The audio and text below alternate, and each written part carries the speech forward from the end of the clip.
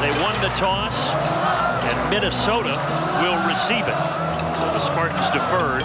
Mark D'Antonio with the chilly weather and the rain, going with a skull cap. He doesn't wear a hat very often. It's got to be real rainy or real cold. And, you know, the P.J. Fleck on the other side, he ain't got much uptight. He just out there. He just out there just braving it like a true Minnesotan. You wouldn't know the weather because everyone's jumping around so amped up. There is P.J. Fleck, 36-year-old head coach. One of the things I always want to watch when it's really wet like this is the center quarterback exchange. And when you operate out of the shotgun, which both teams do from time to time, it can really be a problem. Brett Scanlon kicks it away. And after the delay, here we go from Minneapolis. Shannon Brooks tackled just shy of the 25. 19 on the return for Brooks. And out comes Connor Rhoda, making his 7th career start. 1 last year for the former walk-on. 6 starts this season. And the completion percentage 56%, but coach, the last 2 games just 47%. He's got to step that up. Yeah, and all good quarterbacks have short memories. And let's not forget, he threw that pick at the end of the Purdue game last week, so he's got to forget about it. It's a new ball game. It was a 31-17 loss against Purdue because of that pick at the end that made the score look a little more lopsided than it actually was. That was tight through the end. Minnesota led it late, but couldn't hang on. Rodney Smith will get the game's inaugural carry, able to slip through for 5. I talked about the Spartan defense, that they're back, and you know, you talked about Minnesota wanting to run the football. Well, this Spartan defense by design is stop the run, and you know, they lock up the man coverage on the corner, and if those safeties get a run read, they're downhill, 9-man front. And that defense, coach, 11th in the nation right now, allowing just 97 yards rushing per contest. They gave up 5 on first down. Connor Rhoda changing thing up with his offensive line. And the change is to go right back to Rodney Smith across the 30 to the 31. That'll bring up a 3rd and 3. Spartan defense, as I mentioned, so good against the run. Here's where they stand in the Big Ten. As you said, getting right back to where Mark D'Antonio likes them to be.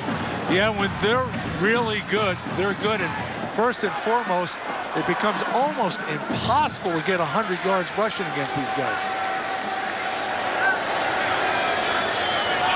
Low-scoring wins against Michigan and Iowa, but the defense held because in both of those games, their offense for Michigan State didn't even score in the second half. Rhoda rolling, throwing, and it's incomplete. On the coverage, David Dowell. Mark Williams was the intended target, but Dowell was great at Michigan with 2 interceptions and a fumble recovery, and he was tight in coverage here, 4th down. Well, direct snap to Rhoda. They move the puck, which is a good idea. They run an out cut, little thrown outside. You can see the tight coverage by the corner of Michigan State. Bump and run. They don't give any gimme throws. Ryan Santoso booting it through the raindrops. Takes a decent Minnesota bounce and will check up right around the 25 or 26. 43-yard punt. Sparty doesn't mind the raindrops as that Michigan State defense holds. And now Brian Lewerke and company. You mentioned Brian Lewerke. That is really a new wrinkle in their offense that defensive coordinators don't like to see, because Lewerke is a good runner and he likes to run. He drops back the pass. He will not hesitate to pull the ball down and run with it. Tops on the team with 309 yards rushing. Of course, they have the 3 good backs, L.J. Scott, Gerald Holmes, Madre London. And it's London in the backfield getting the first call. And a nice initial carry for Madre London, 7 yards. 2nd and 3, Thomas Barber with a tackle. And L.J. Scott is back. He's not on the field now. L.J. Scott missed the game against Michigan, but he is available. This is a young Michigan State offense. They're only starting one senior, and he's a good one, Brian Allen, the center, but only one really experienced guy out there. A lot of youth. And the same for P.J. Fleck's Gophers as the conditions raining early here. And the ball is on the turf, but Lewerke able to jump back on it. Well, Brandon, I mentioned his #1 concern in the rain is handling that. And they're under center right there. If you ask me, it looked like Lewerke pulled out too soon. Allen got the ball up. That quarterback's got to stay in there. Just like you said, you want to watch the quarterback-center exchange, and they're tricky between Allen and Lewerke to bring up a 3rd and 5.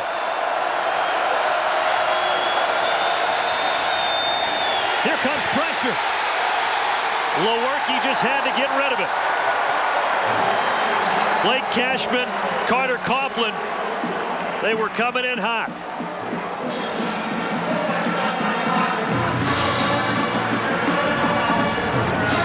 Well, the best pass defense are coming with the rush right now. You mentioned Blake Cashman, who had an outstanding year a year ago, has not played very much. And we talked to the coaches. They said, we're going to start playing Blake Cashman more at linebacker. He's an excellent pass rusher. You saw it right there. Rob Smith really praised his play in the recent couple of weeks. So both teams start with a 3 and out. And the snap goes through the hands of Hartbarger. The ball is still loose, and Minnesota has it inside the 5.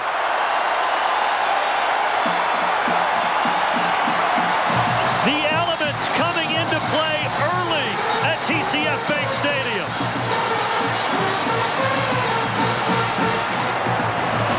Two big unforced errors. You see the snap is a little high, but Hunter's got to be able to handle that, catch the football. They've had a center quarterback exchange. They dropped the long snap on the punt. Big advantage for the Gophers early in this game. Colin Kafflish was eventually the one who jumped on it. The Gophers had so many around there. So now inside the 5, 1st and goal.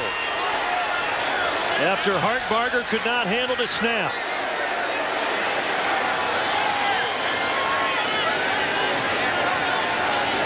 And now Rhoda can't handle the snap. Wow. What I tell you about that center quarterback exchange? I think we've found the early storyline in this game. You can see it right here, and the snap is good. I think he takes his eyes off it, just doesn't handle it. And I want to mention, normally in these conditions, the officials do an outstanding job getting dry balls in every play. So it really shouldn't be that big a problem because it's not raining that hard right now. 3 of the last 4 snaps have been fumbled. P.J. Fleck told us, hey, we practice at the end of every day, dedicated to playing with wet balls, bringing in frozen balls for these situations.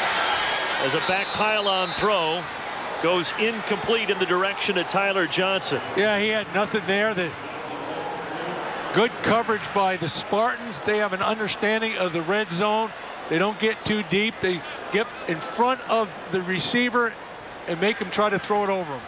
But even though P.J. Fleck says, hey, we practice with wet balls all the time, it's a little bit different when you come out here under the bright lights. No doubt. Everything you do in practice is different than a game, you know. It's like guys playing golf says, man, I hit him so good in the practice area. Got to the first tee, I hit it out of bounds. 3rd and goal now. Connor Rhoda. Willick is chasing, and he has to fling it off his back foot out of bounds. And some early frustrated boos. Yeah, you know, and I live locally. There's a frustration with Connor Rhoda, but I got to defend him there. He's under a rush. He makes a good decision. There was nothing there. Don't try to force it in. Throw it away. You've got the field goal. You got an exceptional field goal kicker in Emmett Carpenter. He was the kicker of the year in the Big Ten Conference. Take the 3. But the kicking game, certainly like everything else, becomes a little dicier here. 25-yard kick, but no problem for number 38, Emmett Carpenter, the redshirt junior from Green Bay, Wisconsin, punches it through for the game's first points. Fumbles all around, but eventually points on the board. 3-zip, Gophers.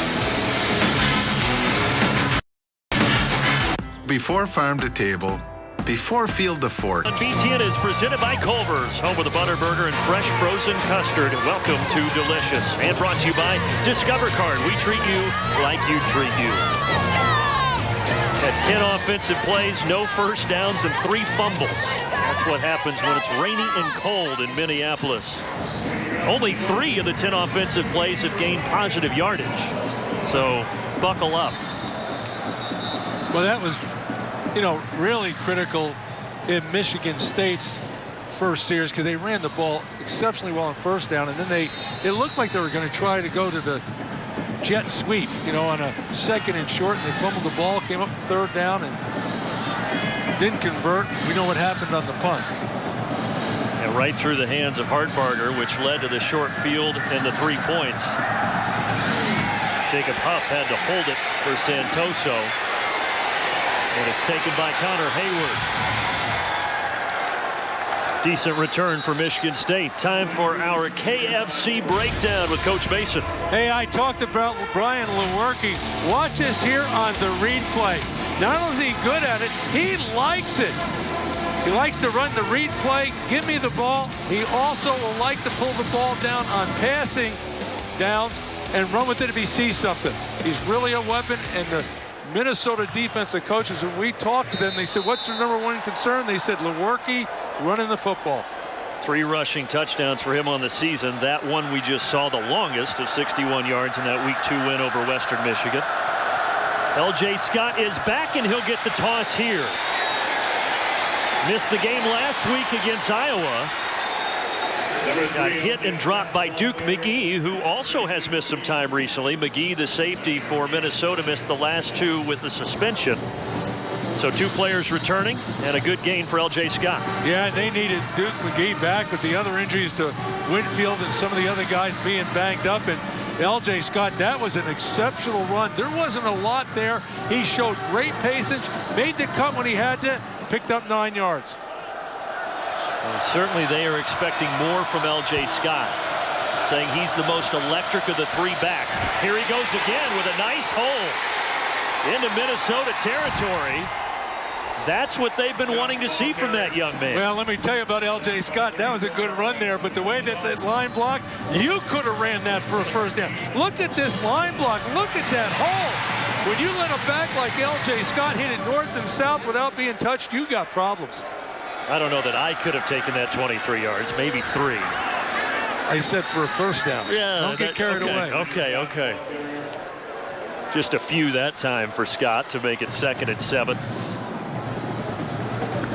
Now, L.J. Scott, earlier, let's not forget, he had trouble holding on to the football. Some costly fumbles that he had. Early in the season, that was the struggle.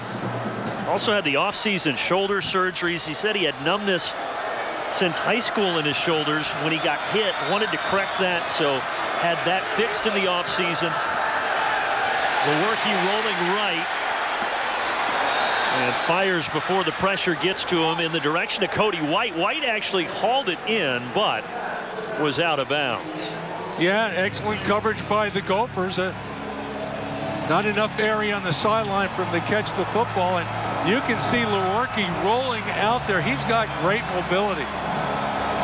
Between Lewerke and Connor Rhoda, the 2 quarterbacks are 0 for 5. We have not had a completed pass.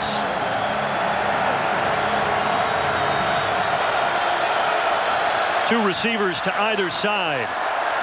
Lewerke on a quick hitter, picking up the first down. Nice reception by Hunter Rison, the true freshman from Ann Arbor, 13 yards.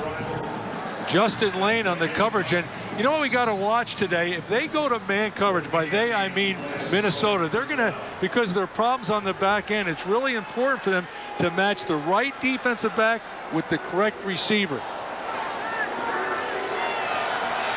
And with that banged up secondary that you referenced, that'll be an interesting thing to watch as this game progresses. after the rise and grab, a fresh set of downs for the Spartans. Nothing there that time for L.J. Scott. Gophers were all over it. Yeah, I had my eye on Steven Richardson right there, the big guy right in the middle. And, you know, there's a reason why number 96, they call him the stove, because you can't move him. Now, his numbers aren't great this year, but they're really high in the way he's played. Everybody accounts for him. He gets double teamed an inordinate amount of time. They're going to move him around a little bit more tonight so that he can't just focus on the double teams. And his presence helped Thomas Barber get credited for the tackle on that last play for a loss of 1. Lewerke with time, and now he has to escape and improvise, and it's batted down. Kamal Martin, frustrated with himself, thought maybe he should have had an interception. Yeah, the Spartans are really lucky there. I thought Lewerke would have taken off. As much as I talk running, he sees the receiver coming across, but you have to see where he's going. As you mentioned, Martin was right there. Big mistake like Lewerke, and he got away with it. Larice Nelson was open for Michigan State. Couldn't get it to him. 3rd and 11. Oh, in and out of the hands that time of Darrell Stewart. Stewart is having a breakout season, 20 catches after only 3 last year. But he could not hang on with a wet football coming at him. A little wobbly right there, but they would expect Stewart to make that catch. And that's a catch that he has been making this season, but again, a little bit different with the heavy rains and the wet football. And Lewerke's the holder. I always got nervous when the quarterback was the holder. He will hold it for Matt Coughlin. This from 42 yards with the breeze and the rain, and it is good. That's a great kick by Matt Coughlin to even things up at 3 apiece about midway through quarter number 1. Meet Julian. He saved over $8,000. Go. He's inside the 5, dives to the goal line, into the end zone. O'Korn takes the snap, rolls to his right, going for the end zone. Hail Mary, it's down. Broken up. No good. The Spartans break it up as time runs out. The Spartans win at Michigan, 14-10. George Blaha, of course, a week ago on the Spartan Sports Network, and Mark D'Antonio is now 8-3 against the in-state rival Michigan Wolverines. Shannon Brooks will elect to return this, and he won't even make it past the 15-yard line.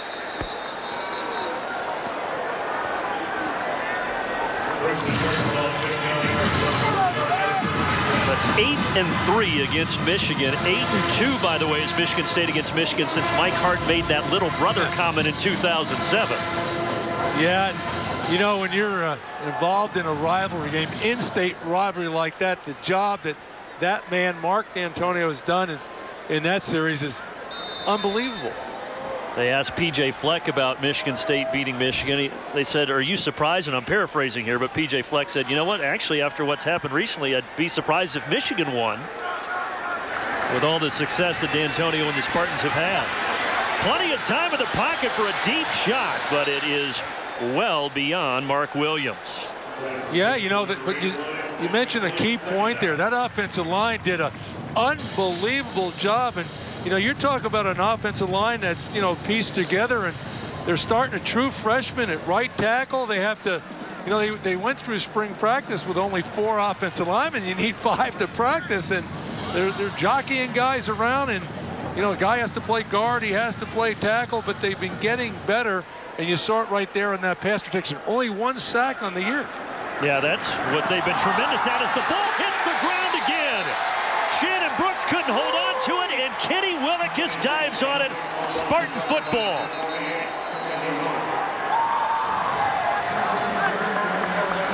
Yet another fumble.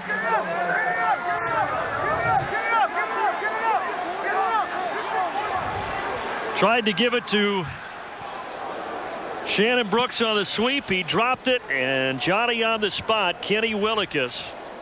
coming off a sensational game against Michigan where he had a career-high 9 tackles and 2 sacks. And I just talked about, you see it right here, mishandling the ball in the jet sweep. And there's an injured player down, and it's an offensive lineman. Yeah, we'll get the update when we get back. Steve Smith Sr., you ready to be a vendor? This job ain't easy. Those fans there? Calhoun got rolled up on. Yeah, just take a look at his left knee right there, and he gets rolled up in the pile. He gets bent over, and leg was pinned under him, and let's hope he's okay. We had just discussed all the injuries on the offensive line for Minnesota, and unfortunately there's another. So Michigan State working with a very short field. Madre London with 5 yards on the carry. That's the second time that they've gone to the toss sweep to the left and, been pretty effective with it. I thought Minnesota rallied to the football pretty darn well there, but they were able to fall forward and get necessary yards inside the 5-yard line. Each team has fumbled twice. That last Golden Gopher fumble putting Michigan State close to the goal line, and they'll try the toss play again, and into the end zone goes Madre London. The Spartans taking advantage of the short field, and the Little Rock, Arkansas native Madre London, his second rushing touchdown of the season, this one from 3 yards out. Yeah, as I mentioned, you toss sweep, big part of their game plan early in this game, which tells me that in the week preparation, watching the film, Dave Warner, the offensive coordinator, co-offensive coordinator with Jim Bowman, they saw something that they think will work. And it worked well to make it 9-3. That one is good by Matt Coughlin. So with 6:25 left in the first, the Spartan fans have reason to celebrate. Yeah, good blocking, pulling out there, and man, you can see both teams are playing hard. This is football weather, fellas. You get fired up. You don't like to put the ball on the ground, but guys are playing hard, blocking. This is Big Ten football. Now Michigan State, they've scored 10 points in the last 57 seconds because they had the field goal and then the fumble that they picked up. But yeah, we've had a lot of drops early. Yeah, we talked about the center quarterback exchange. We've had a bunch of them, and that's the same thing. Center quarterback exchange, center punter change. You should be flawless in that. You got to have good concentration. You got to realize the ball is wet, and ball protection is first and foremost in every offensive coach's repertoire. The things that are important. You got to protect the football. In PJ Fleck's meeting room, it says the ball's the program. Now, last year, Western Michigan, they only had 8 turnovers the entire season. But Minnesota struggling a little bit more here tonight. And for more on that, let's bring in Elise. Look, it probably doesn't come as a surprise that these guys are having trouble hanging on to the ball, but PJ Fleck specifically told us before the game that every day after practice, they practice wet ball drills. At Michigan State, when we visited them earlier this season, I noticed in their meetings room, they have a poster with a football literally sticking out that says ball security is job security. These conditions proving just how hard it is to have that ball security in this game. The rain has let up some, but it's still coming down here. And light rain expected throughout the rest of this game. And chilly temps in the mid-40s. Tyler Johnson with a completion, trying to dance away his 18th reception of the year. And that leads all of the Minnesota Golden Gophers receiving corps. We talked about with Vincent Calhoun getting injured, and they were already in bad shape. They have to start switching some guys around. Guys that normally play left have to go right. Some guys play guard. They have to play tackle. Man, that's tough to do. And they've put Quinn Oslin, number 58, out there. Normally a left guard. As you said, he's over in the right guard spot now. They continue to shuffle things. Quickly out to Shannon Brooks. He stayed in bounds. And finally shoved to the turf across the 45 by Joe Bocci.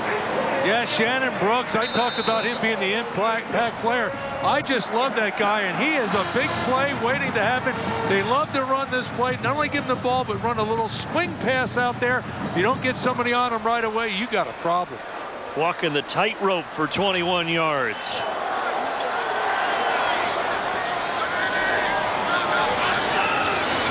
Now Connor Rhoda will hand it off to Brooks. He'll take it into Spartan territory. Tackled by the safety, Kari Willis. You know, when you play that press man coverage the way they do, when you have that swing pass out of the backfield, that means the linebacker's got to go take that guy. Easier said than done. Easier said than done. Joe Bocci did get the tackle, though, when that happened. And we have whistles here before the snap came.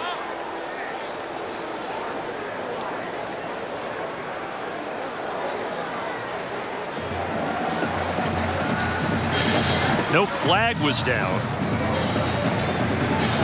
And no announcement forthcoming from Don Willard, our referee.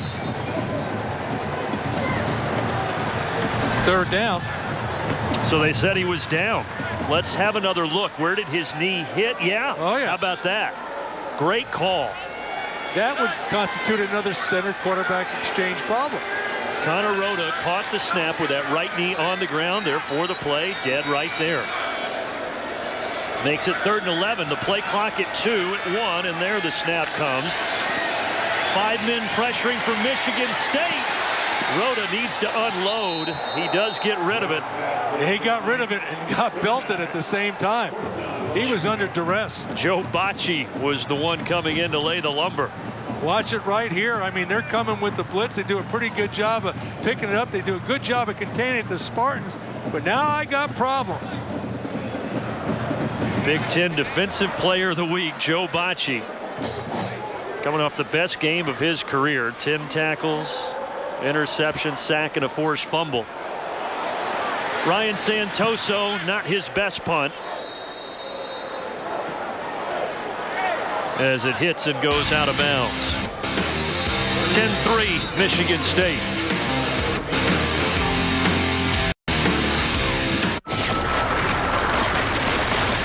Battles aren't won solely on the field. 10-3 Michigan State as Brian Lewerke and company takes back over, and Lewerke is picked off. Duke McGee,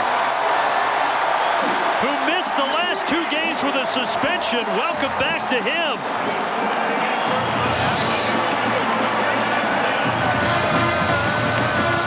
I'm a little surprised they came with the play action pass as well as they've been running the football. Duke McGee, he sniffed that one right out. They faked to the back, sent it tied up on the seam, but you had a middle safety, and he jumped it. Spartans were lucky he fell down. And that secondary that's had so many injuries was so thankful to have McGee back, and that is why. The Duke with the interception of Brian Lewerke. Michigan State, they've now had 2 turnovers in their own territory. Can the Golden Gophers capitalize?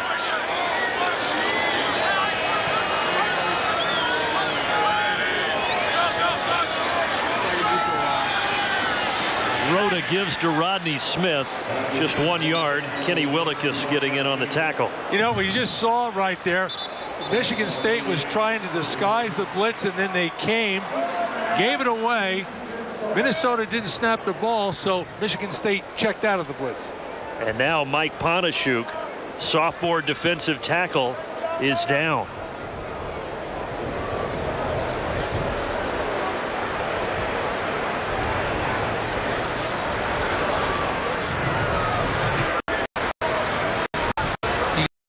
Right there. He gets pushed by, and hard to see it. Yeah, hard to tell what happened. Doesn't appear to be anything lower leg as he walks off. While we have a moment, let's go back to Chicago and Rick Pizzo. Well, guys, it is ugly early in Lincoln. J.T. Barrett, 4 total first-half touchdowns. Ohio State closing in on 400 total yards, and the Buckeyes lead the Huskers 35-zip at the half. Wow, so all Buckeyes there. Here, 10-3 Michigan State in soggy conditions. 2nd and 9. Second play of this drive. Smith gets hit, bounces out of it. Rodney Smith, what an effort. I told you these running backs are good. I mean, there was absolutely nothing there. He ran into a wall of white shirts. Look at that cut. Lowers his pads, bounces off to the races. Andrew Dow was the one who initially hit him that he bounced off of. And essentially Rodney Smith ran 20 yards there to gain 4. An impressive play, 3rd and 5. Now from here in the wet conditions, it would be about a 47-yard field goal. Rhoda's not thinking about a field goal, though. Incomplete. He has been targeting Mark Williams a lot here early, but yet to connect. Yeah, and you know the thing about it, you got to give the receiver a chance to catch the ball, and he's throwing up there, and he overthrows it, and you can see that ball sails out of bounds. Even if Mark would have caught it, he'd been out of bounds. Just the 3rd career game for Mark Williams, redshirt freshman who they converted from quarterback to wide receiver. And this is not an injury. That's a wardrobe malfunction for Quinn Osland, who came in for the injured Vincent Calhoun at guard. Timeout was taken. We'll step aside for a 30-second break. You don't think it'll happen to you, and you surely don't think it'll happen twice. Temperature's supposed to bottom out tonight around 40 degrees. It's 50 degrees a kick, and Minnesota will elect to try the field goal with Emmett Carpenter. 47-yarder. Emmett Carpenter is nails. I'll tell you who hasn't been affected are the field goal kickers in this game. No, you know, I've watched Emmett Carpenter the last couple of years. Not only is he good, he's consistent. You mentioned Big Ten Kicker of the Year a season ago, and Minnesota has all 6 points from Carpenter, and all 6 of them coming off of turnovers. CDW brought IT orchestration to growing businesses across the city, increasing productivity like never before.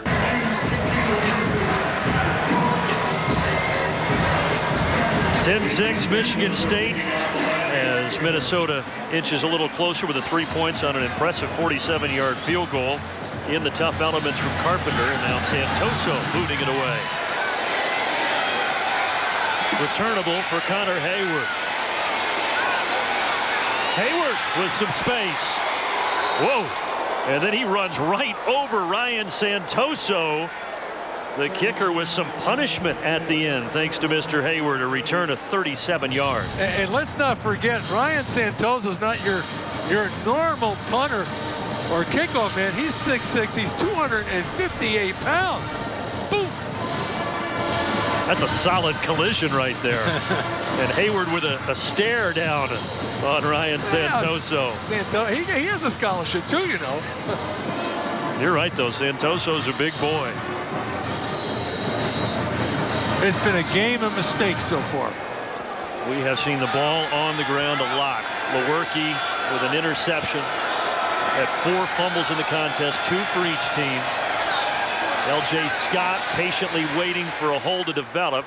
Out to the 42, 4 yards on that carry. Well, they lined up in an unbalanced formation, then motioned back across, and I don't think Minnesota lined up properly versus that, and that's why it was wide open. You see pulling guys around and finding a seam. You can't let that guy get north and south full head of steam. It's too tough. Junior from Hubbard, Ohio. In the backfield here, they'll toss it to him. So they've run the toss a couple times to the left side. This time they go to the right. And once again, they continue to have success with that play. Yeah, it's that's at least 4 times they've run it in this game. And they don't run that many times. So they've seen something on the film, which I mentioned before. Had a nice entourage going on the right side, like you last night at the steakhouse in Wayzata. Is that what you call it? Lewerke looking for a lead block and then diving forward. He's not afraid to put his nose in there, that's for sure. 3 yards. That'll make it 2nd and 7.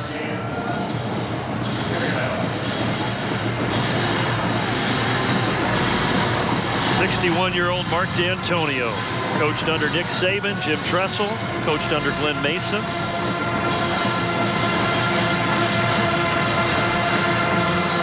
now his 11th year with the Spartans has guided them to 94 wins after that victory in Michigan. And now here we go with flags before the snap. First time we hear from Don Willard. False start. Offense, number 3. 5-yard penalty. Remains second down. So our first bit of laundry coming with 49 seconds left in the first quarter. And I always used to say, how does the running back false start? Come on, LJ Scott, you're back. You don't have to block anybody. Sit on in there. I can understand sometimes a guard or a tackle or something. They got a 310-pound guy on their nose and quarterbacks change the play, but not the running back. And that penalty as Scott splits out wide to the left, makes it 2nd and 12. Lewerke throwing on the run, and it is caught. Finding Felton Davis. First down, Michigan State. Yeah, you'll see right here they got him on the run again, and you better be careful. I'll tell you, 21, we got his head back and fell back off that would have been picked. 21 yards for Felton Davis and his team best 23rd reception of the season. Davis only had 1 catch against Michigan. Of course, some of that was because of the weather and how much Michigan State kept it on the ground. And that will wind us to the end of the first quarter. We had the late start because of the raindrops. We had 4 fumbles. We had an interception. And we're just getting started. It's going to be an interesting night in Minneapolis. 10-6, Michigan State leading.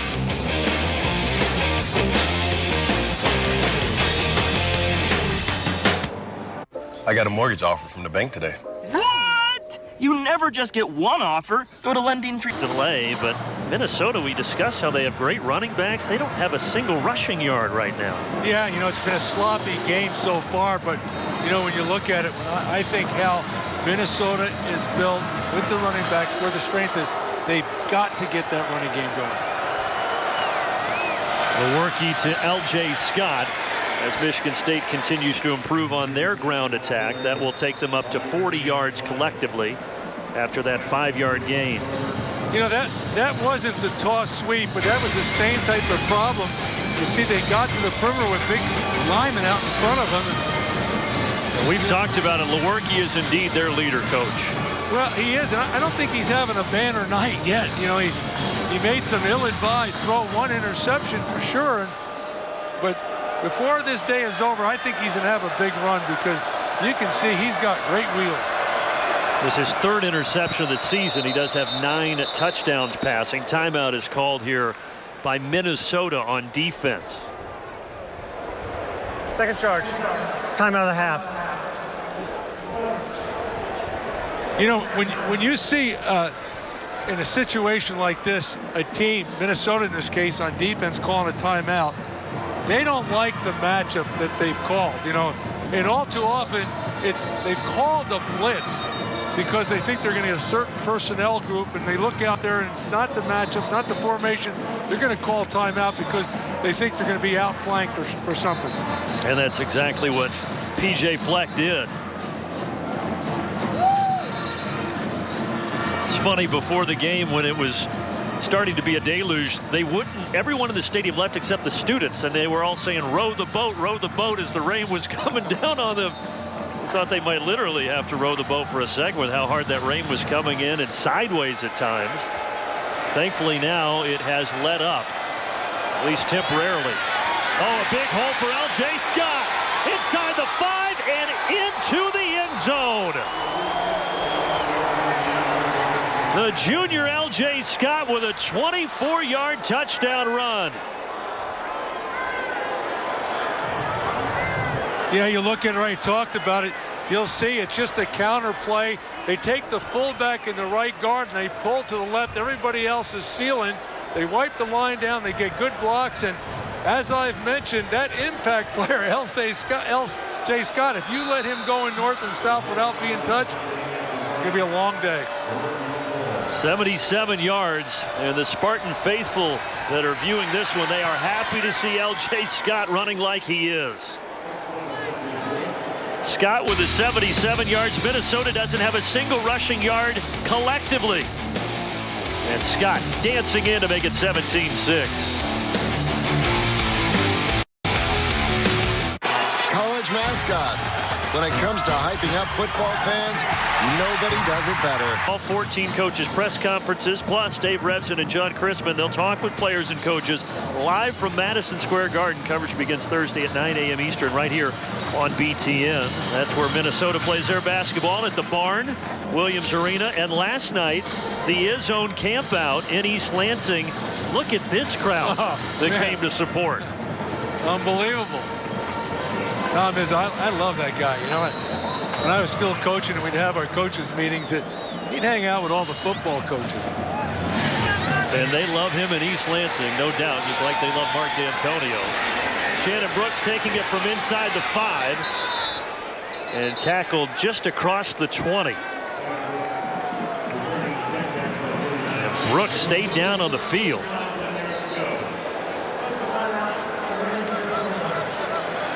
You know, he got up and took a step, and then he went down.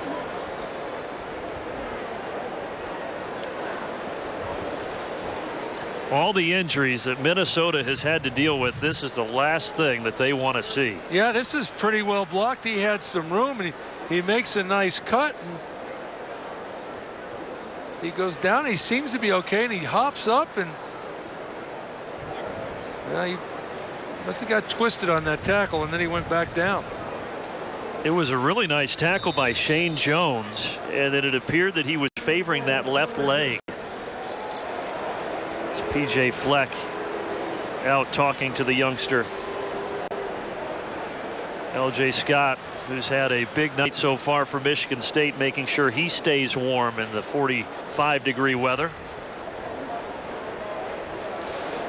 You know, on that kickoff return, got to. Do you think his knee was down when he caught it? It looked close. I'll tell you that. Oh yeah, it's down. It's down. And we just saw it on the big board here at TCF Bank Stadium. Now you see it. No question. No question.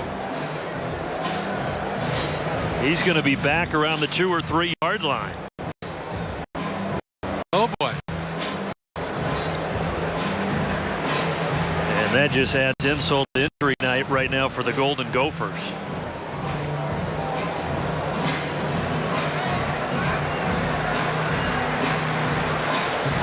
I'm not even sure PJ knows that's going on right now. He's been talking to his team. And well, a good sign that Shannon Brooks is standing up. Yeah. I'll say one thing about, you know, running backs, though. If you have a problem with one of your, I call them wheels, your legs, you know, you can't play. You know, you can be banged up as a guard or a linebacker, defensive lineman.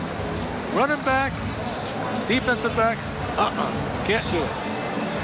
Again, they are talking with the crew upstairs and looking at what we just saw with Shannon Brooks catching the kick return with his knee on the ground. And here's Don Willard. For the review, the receiver caught the ball with his knee on the ground at the 2 yard line. It'll be 1st and 10 at that point. Please reset the game clock to 14:09. 09, please. So they'll add 4 seconds to the clock. It's been a tough night for Shannon Brooks. He fumbled earlier. And there had the knee on the ground and then the injury on the return. Yeah, he fumbled on the jet sweep. Then he came back and caught a nice pass on the swing route, wheel route. Big mistake right there. And now if you're Minnesota, your goal has got to be at least get a first down, get room to punt it out of there. But he's definitely down. All the way back at the 2. So Connor Rhoda standing in his end zone. It's Rodney Smith out there, not Shannon Brooks. He fakes the give, little play action, and he completes it to Tyler Johnson. How big was that for Minnesota? I like the call, like the execution. Michigan State's coming with a zone blitz versus the run, play action. You see everybody suck it up. Rhoda puts the ball right on the money. And the man who has now 19 receptions, the only Golden Gopher receiver in double figures. Tyler Johnson from Minneapolis North really having a breakout sophomore year. Play action again. This time they hit the big-bodied Nate Wozniak at 6'10". You can't miss Wozniak. Josiah Scott had the tough chore of tackling him after a gain of 8. Yeah, not only is he 6'10", but he's 280 pounds. From Greenwood, Indiana. Just outside of Indianapolis. And yes, he did play basketball when he was younger, but does not play basketball here for Richard Pitino. It's all football for P.J. Fleck. The ground this time. Rodney Smith picking up the Minnesota first.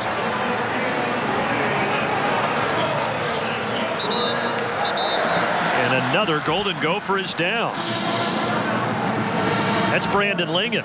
So we've seen Nate Wozniak, one of the tight ends. Brandon Lingen is the senior tight end from Wayzata. Yeah, and he's a guy that's had some injury problems and trying to get back. He's coming across to make the hit, kick out block, and good shoulder block. He got shoved to the ground, and Brandon Lingen is still down. We'll be back.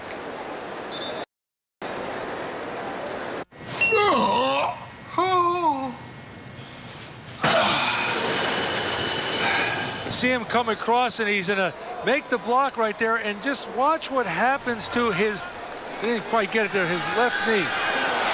They're going quickly and handing it to Rodney Smith. He goes around the outside and takes it for first down yardage. Yeah, quickly. The up-tempo is working right now, and got him on the run. They're going to do it. Little change of pace there by P.J. Fleck, and it's working. Rodney Smith, who is second in the Big Ten in rushing attempts behind Akram Wadley of Iowa and Saquon Barkley of Penn State, getting used frequently here tonight. And Shannon Brooks, who went out a little bit ago, is still over on the bench, and this time they're going to bring in their third back, Kobe McCrary. It's the first time we've seen McCrary in this contest. And we don't mention him in the same vein as the other guys, but he is a good back. Well, he had 107 yards in the win over Middle Tennessee when the other two were dealing with an injury. I think he almost went down to a knee again.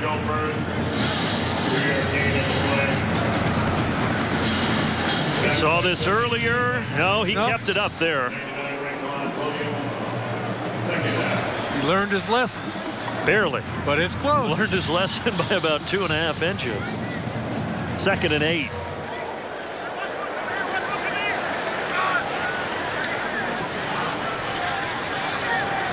After the McCrary carry, he goes back to the bench. Rodney Smith returns to the right of Rhoda. Play action. Once again, the pocket pretty clean. And the pass is incomplete. Almost intercepted by a leaping Andrew Dowell. Yeah, I don't think Rhoda has that type of arm off that hash to go from the right and throw that late back to the field. That's a bad decision. They lucked out there. David Dowell, Andrew's brother, had the 2 interceptions last week in the win in Ann Arbor. And Andrew Dowell was bidding for his first pick of the season, but could not come up with it. Minnesota 3rd and 8. They've had 4 third downs in this game, and so far they've all been incomplete passes. Connor Rhoda's going to try to change that. He does complete it. Now McCrary cannot get to the sticks as he's shoved out at the 50 by Joe Bocci. So now do you gamble and go for it at midfield on a 4th down? That's what I was going to ask you. No, he's going to punt it. And I think in the first half, the way this game is going with a lot of mistakes, the score what it's being, I think he's making the right decision. Even though he's dying to go for it, I'm telling you. Maybe if he was 1.5 yards closer to the marker. But they would have needed a full 3 yards, so they do punt it. Oh, Hayward's going to elect to take it from the 5. I thought he might let that hit and see the momentum carry it over into the end zone, but that's not the case.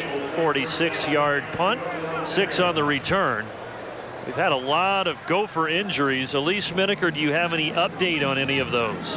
I do. So right now, Lincoln is getting his left ankle taped. He came off, and that's where they were observing him, and then it's getting taken care of. As for Calhoun, ever since he came out, he has been walking up and down the sideline with that left foot taped actually outside of the cleat. He's been in a 3-point stance. He's going at about 25% actually jogging right now, even just to test it out. And as for Brooks, he was hopping on that right leg when he came out trying to test that. Injuries were widespread for Minnesota coming into the game, and they've just continued, unfortunately, for the Gophers. Michigan State goes to the hot hand L.J. Scott. He has a touchdown and 77 yards in the game, and we've got a flag after the short carry.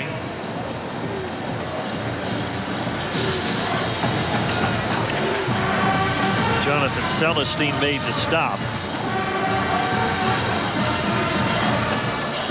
Personal foul, harassment of face mask, defense number 21. 15-yard penalty from the end of the run, automatic first down. So that's on Kamal Martin, the linebacker, the sophomore.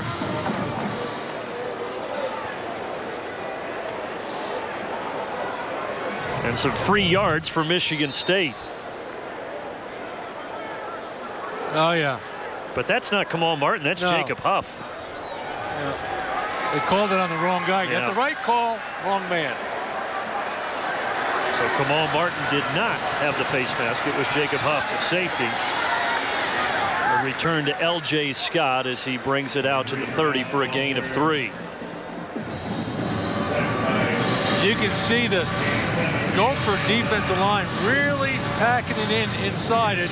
I think that's the result of why we've seen so many toss sweeps and that counter play that has the ability to get outside that off tackle position. Madre London started the game in the backfield for Michigan State. Then L.J. Scott came in. He's been doing his thing since. Really haven't seen Gerald Holmes. He did go to the bench with an ankle injury last week, but he returned against the Wolverines in that victory. Lewerke to the air, low throw. Hauled in by Connor Hayward as he fell down to the ground. It's going to result in a loss of a yard.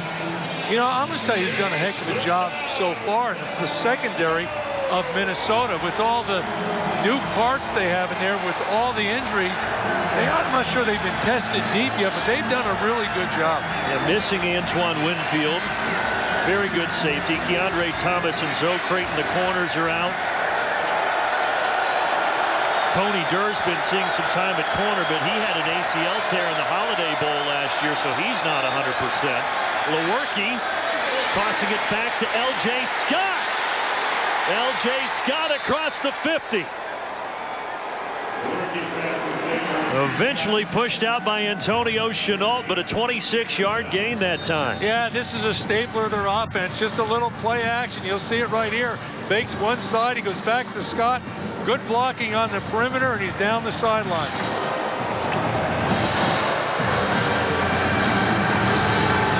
Don't forget Felton Davis with a great block on Antonio Chenault.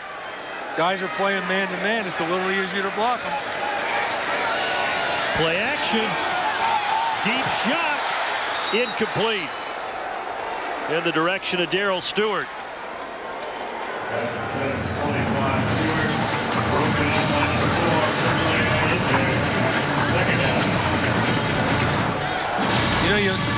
You know, we talked about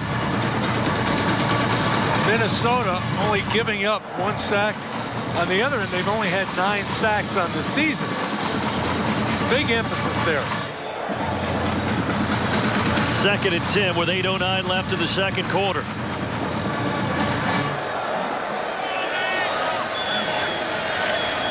This is that toss play we've seen a lot of. L.J. Scott tackled at the 42 by number 41, Thomas Barber.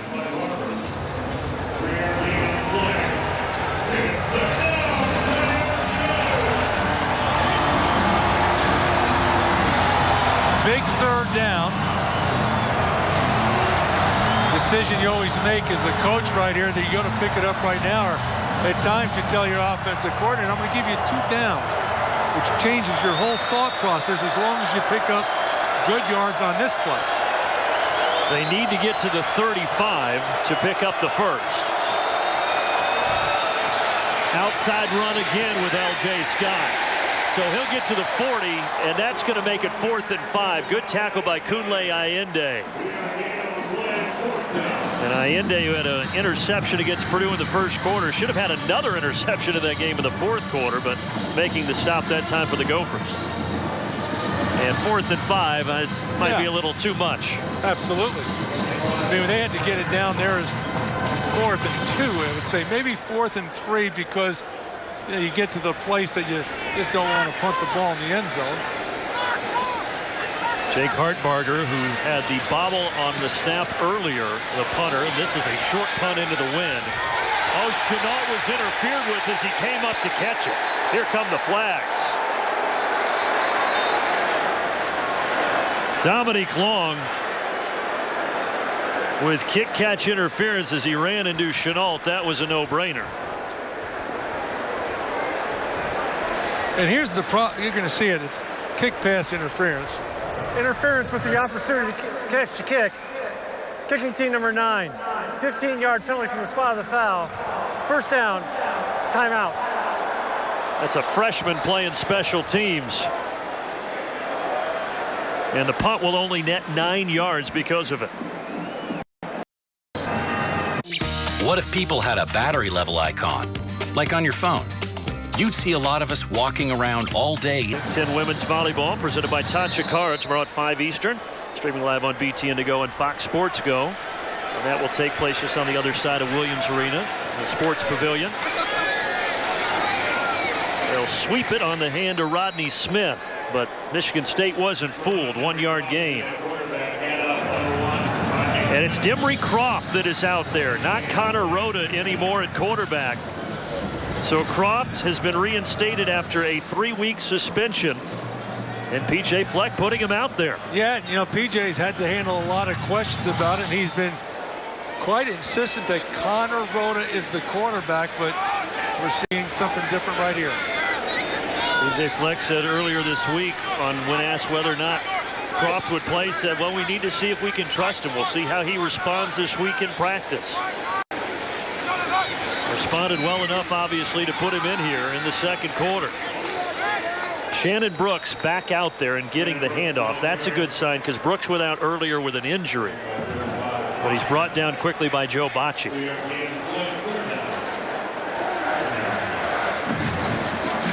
P.J. Fleck's crew needs 7 yards now on 3rd down. So now we'll see how much he trusts him on 3rd and 7. Dimry Croft just 12 passes this year, 7 of 12, and they didn't get it off. Was there a timeout? P.J. Fleck curious like we are. The play clock should have been reset. There is no charge timeout to Minnesota. There is no delay game. So a play clock malfunction. And Minnesota keeps that last timeout. And needless to say, they were going to throw the football.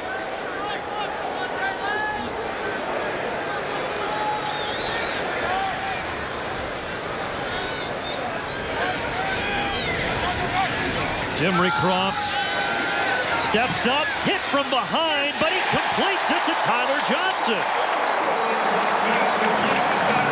Just the 13th pass of the season for Dimry Croft. It's good for 21 yards.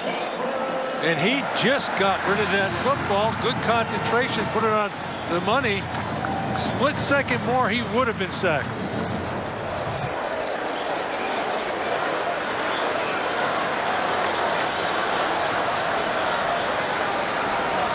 Brandon Randall got in there right as he was throwing that football to hit him from behind, but a nice shot by Croft to complete it. Shannon Brooks continues to be back in the mix. And you talked about Brandon Randall. He's one of those guys that's a linebacker that they're going to play more at defensive end. Redshirt freshman from Battle Creek, Michigan. Second down and 6.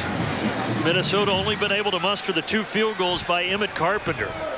And twice they've been given the football in plus territory after Michigan State turnover. Croft out to Brooks. Nice little spin move by Brooks around Andrew Dowell. Dowell eventually getting him, but not before Brooks picks up the first down. Nice throw here. And I'm sure there's a lot of Gopher fans saying, where has this guy been? They've been calling for him. Well, they've got him in there now.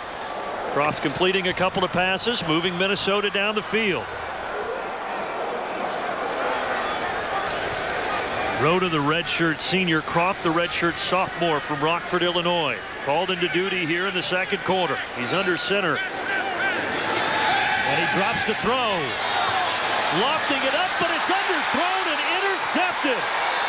Kari Willis, the safety, with a pick. And bringing it out across the 35 as Dimry Croft's pass went awry. Well underthrown and easily intercepted by the junior from Jackson, Michigan. It was a nice defensive play by Nate Wozniak, catching him from behind there. If he would have turned the corner, he might have been gone. Now, how often do you see a turnover and then someone goes for the home run? Timeout. Lofted it up, caught in the wind. Willis with an easy pick. Spartan ball. Howdy, folks. I'm here to tell you about KFC's Honey Mustard Barbecue Georgia Gold. No, tell them about Nashville Hot. Who said? Elbow of Croft, and that's why it looks so bad. But Justin Lane, excellent press coverage right here. There was nothing there anywhere. Anyway, underthrown ball, interception. And Kari Willis got a very early holiday present. Madre London on the first carry. We've seen a lot of L.J. Scott. They go back to London for 4. P.J. Fleck coming over, instructing the young Dimry Croft. I like what he did right there. I mean, he's a young quarterback and he's down, and you get your arm hit like that. That's not your fault. Also tough, you just served a 3-week suspension for a violation of team rules. Had the 2 completions, then that interception. Nice toss play to the left for London. They continue to be successful going outside the tackles.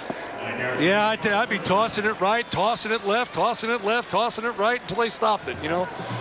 Folks, stay tuned for the Buffalo Wild Wings halftime report. Rick Bezo, Howard Griffith, and Chuck Long. They'll be along from our Chicago studio. Get you caught up on all the games and all the news in the Big Ten today.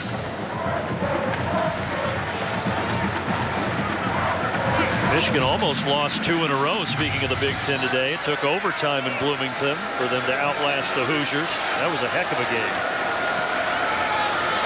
Coming around the edge, Darryl Stewart.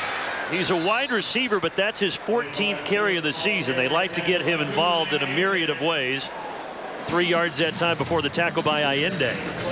Yeah, and you'll see right here the lead fullback, Colin Lucas, and we talk about the offensive line, but as much two-back as they're using tonight. And fullback in the Michigan State system, you don't get to carry the ball. You're an over-glorified guard. Yeah, Colin Lucas and Joe Palangi, that's their job. Just be the flashlight. Lead the way. Lewerke flips it out to London. Safe pass out of the backfield to the flat. He's short of the marker on the tackle by Jonathan Celestine.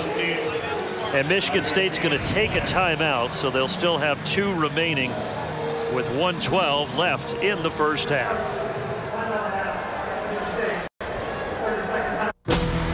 We were never meant to sit, to rest, to settle. Big Ten action. BTN Tailgate presented by T-Mobile next Saturday at 10 a.m. Eastern right here on BTN. So what do you think? Is this 4-down territory right now? Absolutely. He's told Dave Warner, Jim Bolden, I'm going to give you 2 downs to get the first down right here. They only need 2 yards, but hold on, a flag before the snap.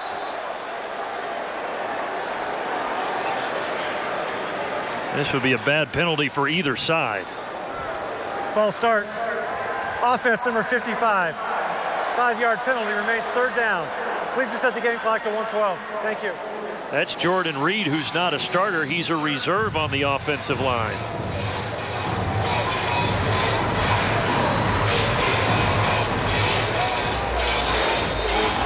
He's over at right tackle. I didn't see much there.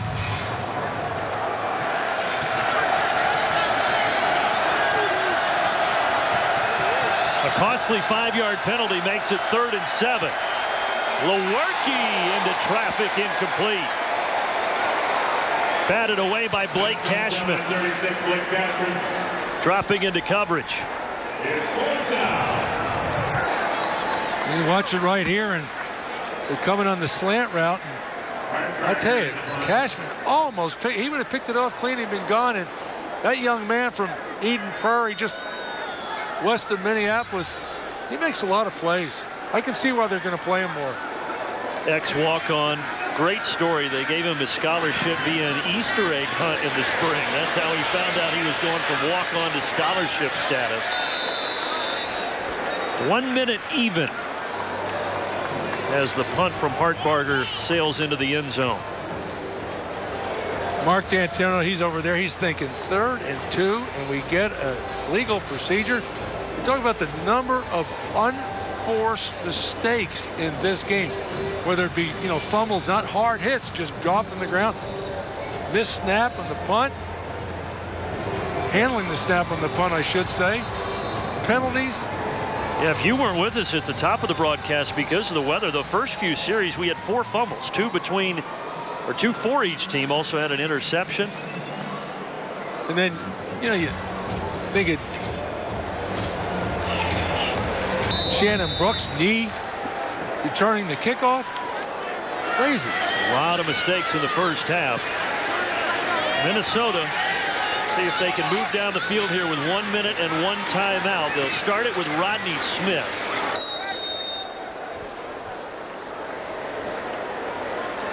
So a short gain there as the clock continues to roll. And it doesn't look like P.J. Fleck's in any hurry now. Well, you got 80 yards to go. The worst thing you want to do is make a mistake and give Michigan State the ball back in this end of the field.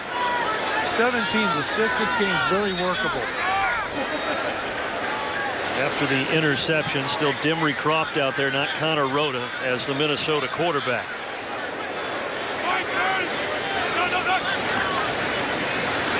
And they'll go conservative again on the Rodney Smith handoff. Nothing there, and they're going to let the clock wind down. Last tackle of the second quarter goes to Raekwon Williams. P.J. Fleck will remove the headset, and his Gophers trot to the locker rooms down 11 to the 21st ranked Michigan State Spartans. A first half that saw 4 total turnovers, 2 by each team. L.J. Scott, he had it going on the ground for Minnesota. Stay tuned. Buffalo Wild Wings halftime report coming up with Rick Howard and Chuck in Chicago.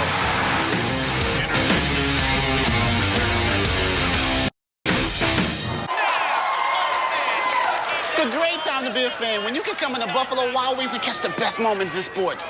Unlike in Roman. Just finished talking to Fleck, and the first thing I asked him about was putting in Demry Croft. He said, we had talked about that before the game. We wanted to see how it went, and so that's why they stuck him in there. He said before Croft had his issues off the field in the middle of the season here, we were playing 2 quarterbacks. So he said, let's go back to that, see if they can give us a spark and see what happens. Injuries, he said, those are just part of the game. He told us that was his #1 concern coming in tonight, but he says now it just gives someone else an opportunity to step up. As for D'Antonio, he said that he's happy with his defense and his run game. That's something he wanted to step up here in this game, and happy, of course, to have L.J. Scott back, a running back who played 30 straight games before missing last week. He said the ball is slippery out there, but it's drying out a little bit. I can say the rain has let up, but now the temperatures are dropping considerably. Before the half, I saw players sticking their hands in front of the heater, so that may be the issue now. Well, we noticed you put the gloves on down there, so we know the temperature's dropping. It certainly feels more chilly up here in the booth. Game time, it was 50 degrees at kick, but it continues to drop. And the wind, the mist that you can see falling there in the lights, just blustery, blustery, blustery, feeling like 41 degrees. But you brought us chili up here in the booth at halftime, so I'm feeling okay right now. One of my old friends brought me up. Bill Kozlak brought me the chili up here, and Elise, awful good. We'll save you some, Elise. It's spectacular. Third quarter starting with a kick through the end zone. Quicken Loans quarterback comparison from the first half. Well, you know, you look at it, it's some trying conditions right here, but you see that Brian Lewerke threw the one interception that was very unfortunate on the play action pass, and just not much going. You know, the thing about it, when you're a quarterback and you can't get the running game going like Connor Rhoda, it makes it awful tough to have success in the throwing game. And then P.J. Fleck put in Dimry Croft. He was 2 for 3 with an interception. But he came in and finished that second quarter for Minnesota. Here it's Brian Lewerke starting with a give to L.J. Scott. He continues his big day. L.J. Scott has 124 total yards.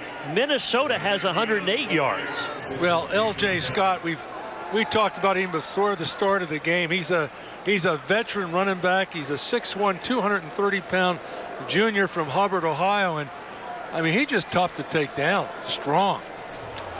Last year he was 6 yards shy of 1,000, 994, and all the talk in the offseason about Scott and the year that he would have. You mentioned the fumble issues early on in the year.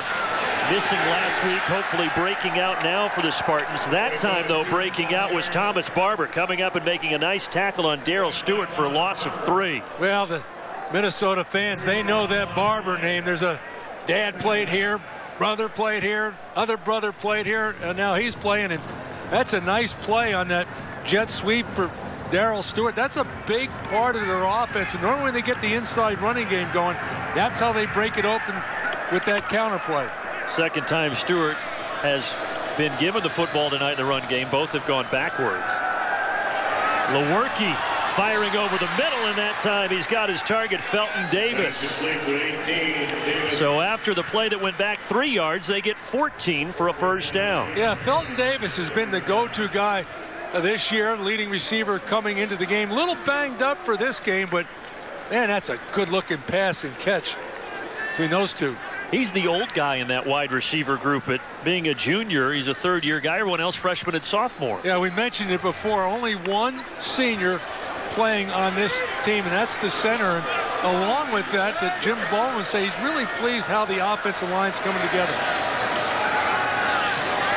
Up the middle, L.J. Scott.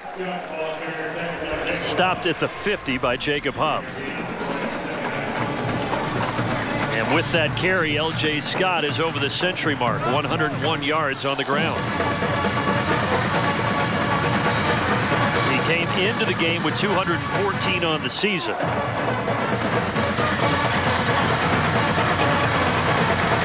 Let's see if they come back with, well, they're not in the I formation, so that toss sweep, and wait for them to come back with that again, because they're awful effective the first half. Another dose of Scott, another first down, and a little extra, a lot extra, into the red zone. His first 100-yard game of the season, and he's piling on now. That time, 33 yards on the scamper. Well, Dave Warner comes with the draw play, well blocked, and I told you he's a strong guy. Watch right there. I mean, Duke McGee is a good football player, good strong, and he just stiff-armed him right out of the way. Quick hitter out to the left side to Cody White. Second time he's been targeted. First reception of the game for White. Brought down by Kamal Martin. So even though it was a catch, it really went for no gain. Second and 10.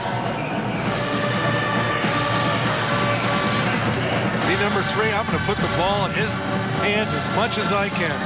That tells the story right there. He's rested. He didn't play last week. Chopping at the bit. he also knows they have a good running backs behind him, and if you're not performing, D'Antonio's going to put someone else in. Remember, Brian Lewerke, the quarterback, was the leading rusher coming into this game.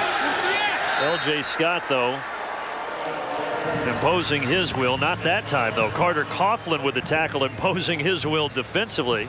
So 3rd down and long. Yeah, Carter Coughlin, good player. Another guy from out of Eden Prairie High School, and really high in him. He's only a sophomore. Came here as a linebacker. Now he's playing defensive end. His dad played here, Bob Coughlin. His grandfather, Tom Moe, played here, and then was the athletic director here. He's got Rooney goal in his veins. 3rd and 10. Lewerke throwing toward the end zone over the head of Darrell Stewart.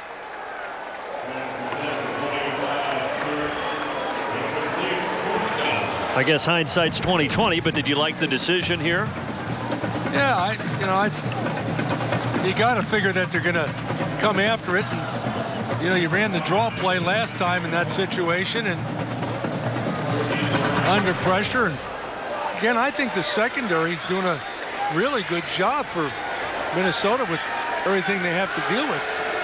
Nice job that time by Kamal Martin to lay the hit on Lewerke as he threw it. Straight on from 35 yards. Right down the middle. Coughlin tacks on 3 more. Michigan State up 14.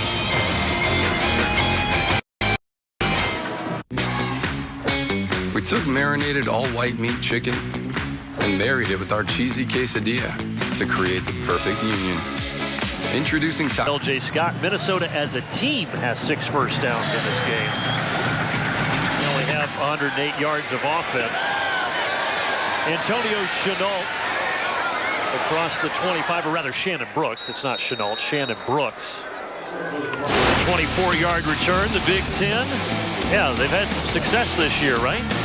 Well, I love it when I see those things. It wasn't a few short years ago. Everybody said the Big Ten was really down. We're back. And Ohio State still in progress, up big at Nebraska, 56-14. Goodbye, Clemson. What a shocking loss at the Carrier Dome in Syracuse last night. Dimry Croft is the quarterback. Connor Rhoda has started it, but the last few series we've seen number 11 for P.J. Fleck. He's going to have to scramble, try to make something out of nothing. He's lucky that that's just incomplete. Yeah, that would have been a coverage sack because there was no place to go, and you always get nervous against a good defensive team when you go to scramble backwards outside because they normally have contained. You either got to throw it away or pull it down and run right up the middle. That one interception that Croft threw in the second quarter, he was disrupted by Raekwon Williams hitting his arm, and it fell short, was picked by Kari Willis.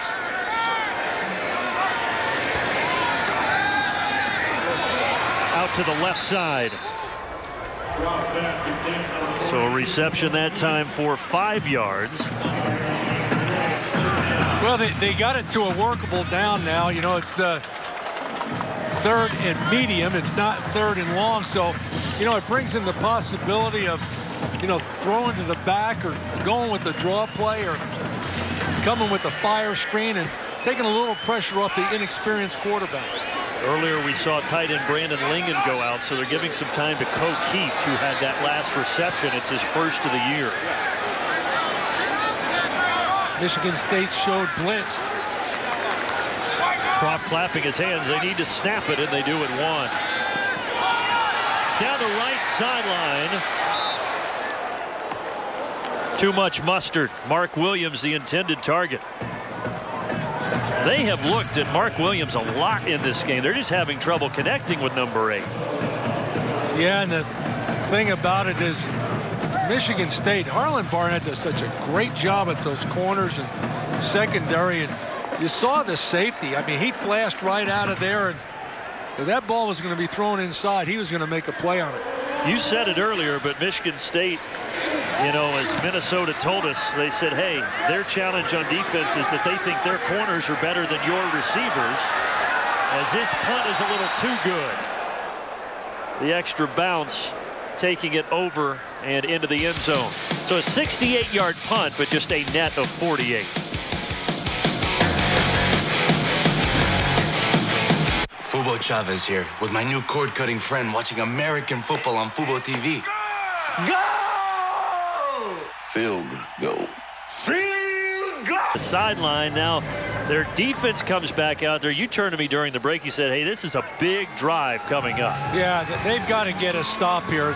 Well, this game's going to slip away from them. If they allow Michigan State to drive it down and get on the board again, it's going to be tough sledding against that defense.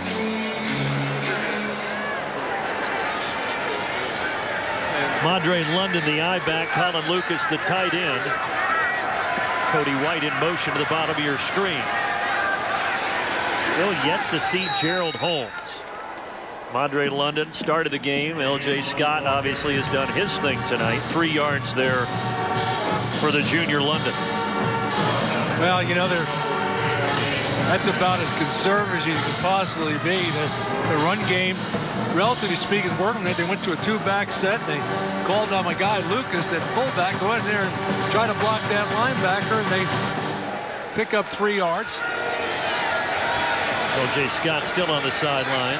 I formation. Once again, they put White in motion. This time they do the play action off of it, and they toss it to your man Colin Lucas, but it's incomplete. They should have listened to me. Use him as a blocker. And that wasn't his fault. It was off the mark, but you know, it's a good change because you really don't think the ball's going to be going him, and it might have been tipped a little bit because it's just out of the reach of Colin Lucas. And Carter Coughlin was jumping, all 6'4" of him.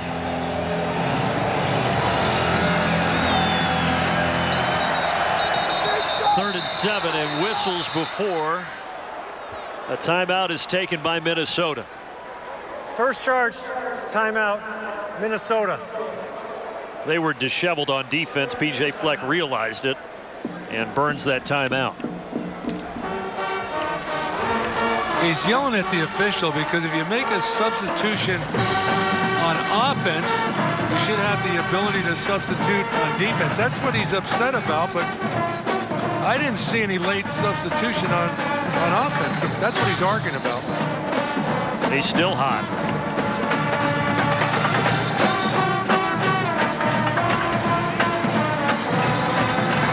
P.J. Fleck. He wears that necktie, by the way, to pay homage to 2 guys he worked for, ex-49er coach Mike Nolan. And then Jim Tressel, he was a GA at Ohio State under Jim Tressel. He says, because of those 2 guys, that's why I wear the necktie every game. And you and I wear a necktie because they make us. Dropping to pass, Brian Lewerke. And over the middle, he's got Hunter Rison. Rison had a catch in the first quarter. Now he has another here in the third. That's a familiar name to Spartan fans. Andre Rison, father who played at Michigan State. Yeah, they're playing zone here, and he hits it right between the 2 linebackers and picks up some good yards, and Cashman on the tackle. 17 on the play. Last time through the air, this time not much on the ground. Nothing on the ground for Madre London. Well, you see it right here. They're going with the draw play again, but Carter Coughlin in defensive end position loops into the left. Some people call that a tech stunt. You know, tackle first, then the end. Next, got it. I'm with you. Play. Well, we praise Blake Cashman. Carter Coughlin, they say he had his best game of his young career against Purdue and picking up where he left off. Play action. Lewerke slinging it across midfield, and then Darrell Stewart escapes. And the result will be him getting down to the 35-yard line. Another young guy, Stewart, a redshirt sophomore out of Houston, and good coverage. Did he step out? Boy, it's close.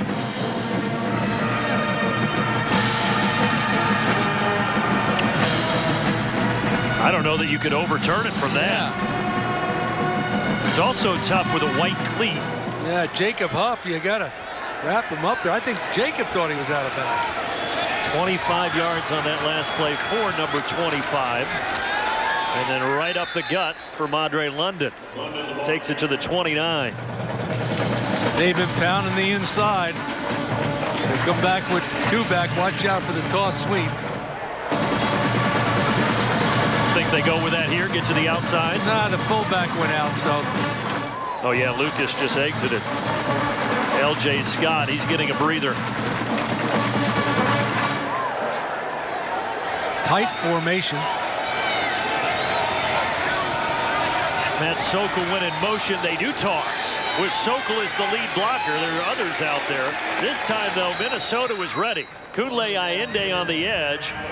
And a gang of others in gray with a tackle for a loss of 1. Yeah, same play, different personnel. Fullback went out. They used Matt Sokol, the 6'6", 250-pound tight end from Rochester, Michigan, as the lead blocker.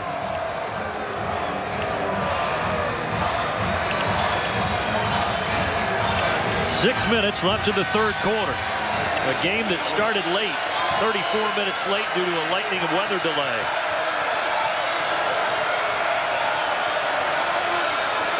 Lewerke keeping it himself.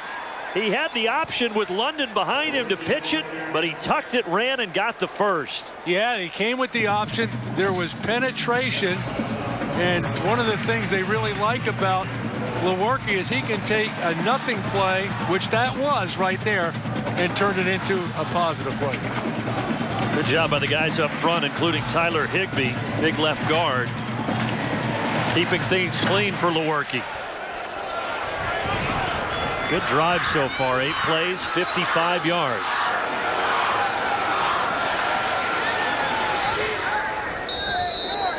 Three yards to the 22.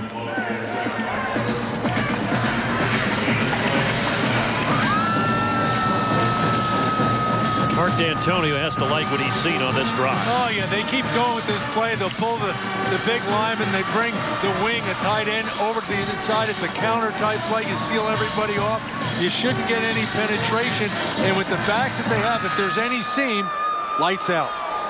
This quarter, total yards, 116 to 5 in favor of the Spartans as they try to seize control here in Dinkytown. London. That'll bring up a third down and about 2. Yeah, that's again, I always go back to a different philosophy. They've been awfully good. They're perfect on their field goals, but a lot of times you get down here, you like to get a little greedy. You look at it because you know if you pop it in for 7, so you use that phrase, you give you 2 downs to get it if you get it real close. I want to kick the field goal if I have 4th and an inch, the way I'm grinding it out on the ground, but you got to gain some ground right here. They need to get to the 15. It's third about 2.5 yards. London stuttered going to the right, tried to bounce it to the left, and how about that extra effort? He's going to be close. And Kevin Jarvis's guard was tackling him forward to try to keep the momentum up. I don't know what D'Antonio do, but I'm going for it if we don't have it. He is short by about a half a yard. Good cut. Man, they're strong. Look at Jarvis just pulling forward. Jarvis started the last 2 games, and Mark D'Antonio telling us, I was impressed. We need to get him more time. He's a freshman from Park Ridge, Illinois. You always got to watch the quarterback sneak here. They will go for it. Huge play in this game. And it is a sneak, and it is a first down. Glenn Mason called it. Michigan State dials it up, and they keep the football. Well, when you have a quarterback under center, and he's 6'3", and he's 212 pounds, and he's a gamer, and he likes to run the football, why take it off the line? Great job on the right side of that line, creating the space for number 14. Now, you know, Dave Warner, who calls the plays for Michigan State, used to call the plays for me at Kansas. Did he text you and tell you what he was going to do there? No, he knows that if he hadn't run the quarterback sneak, I'd badmouth him on TV. That's what he knows.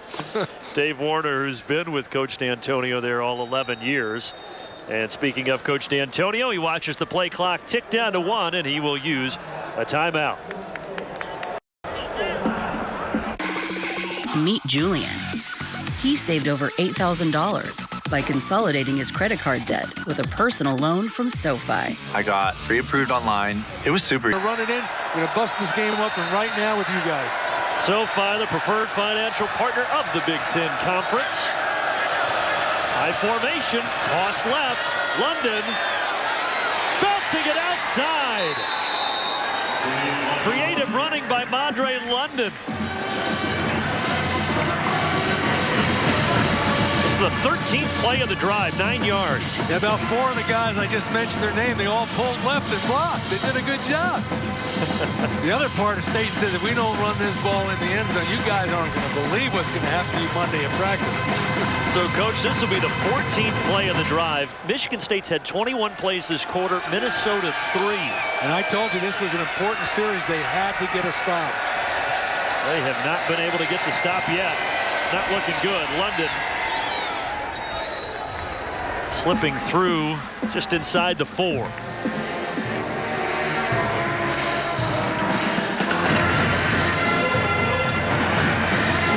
Didn't get anything, so it'll still be 3rd down. He didn't pick up the first. Well, you know, last time we were in this situation, we went with the quarterback sneak. Are you prophesizing again? They just substituted. I think they're stacked in the inside. Oh, they didn't cover the guy. Flags come in. Wide open was Darrell Stewart. Wide open is an understatement. Wow. But there's going to be a false start on Michigan State. False start. Offense, number 67. 5-yard penalty. Man. Remains 3rd down. No one was within 10 yards of Darrell Stewart. As Mike Hall would say, we're playing a game of wide open, and I won. I mean, he sees it. Where is everybody? I mean, that guy didn't even have to do anything. But instead, back him up, make it 3rd and 6. And saved Minnesota from looking foolish down here in goal line defense. Madre London dots the I. And they toss it to him. That didn't get the first down, that's for sure. Several yards short. Thomas Barber the tackle, so now 4th down. Field goal. And Matt Coughlin and company will come on the field for 3. Yeah, credit for Minnesota. They beat the seal blocks, blocking down, and got outside it. Thomas Barber, 41, big middle linebacker. 25-yarder for Coughlin, who's perfect despite the weather that we've had. He's hit 2 field goals, both of his extra points. And the trend continues. Both place kickers have not missed. Coughlin, this one from 25 yards out to add on to the Spartan advantage.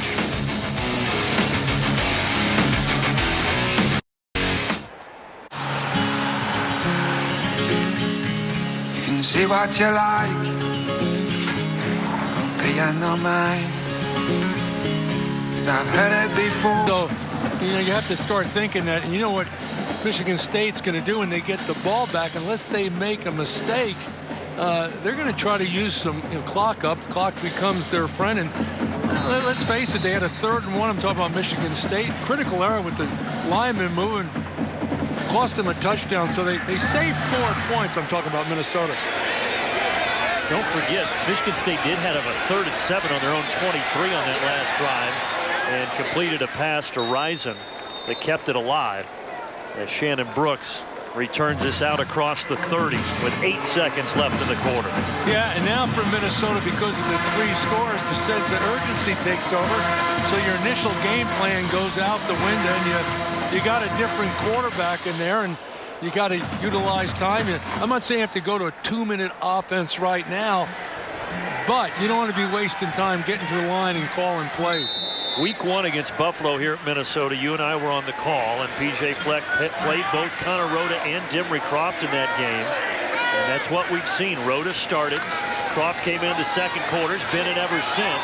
Faking the pass, handing it off, and it turns out to be a good decision. Rodney Smith taking it for 11 yards and a first down. And that is how the third quarter will end. That was the only first down that Minnesota had that quarter. They only ran 4 plays. Michigan State up 3 scores as we march to the fourth.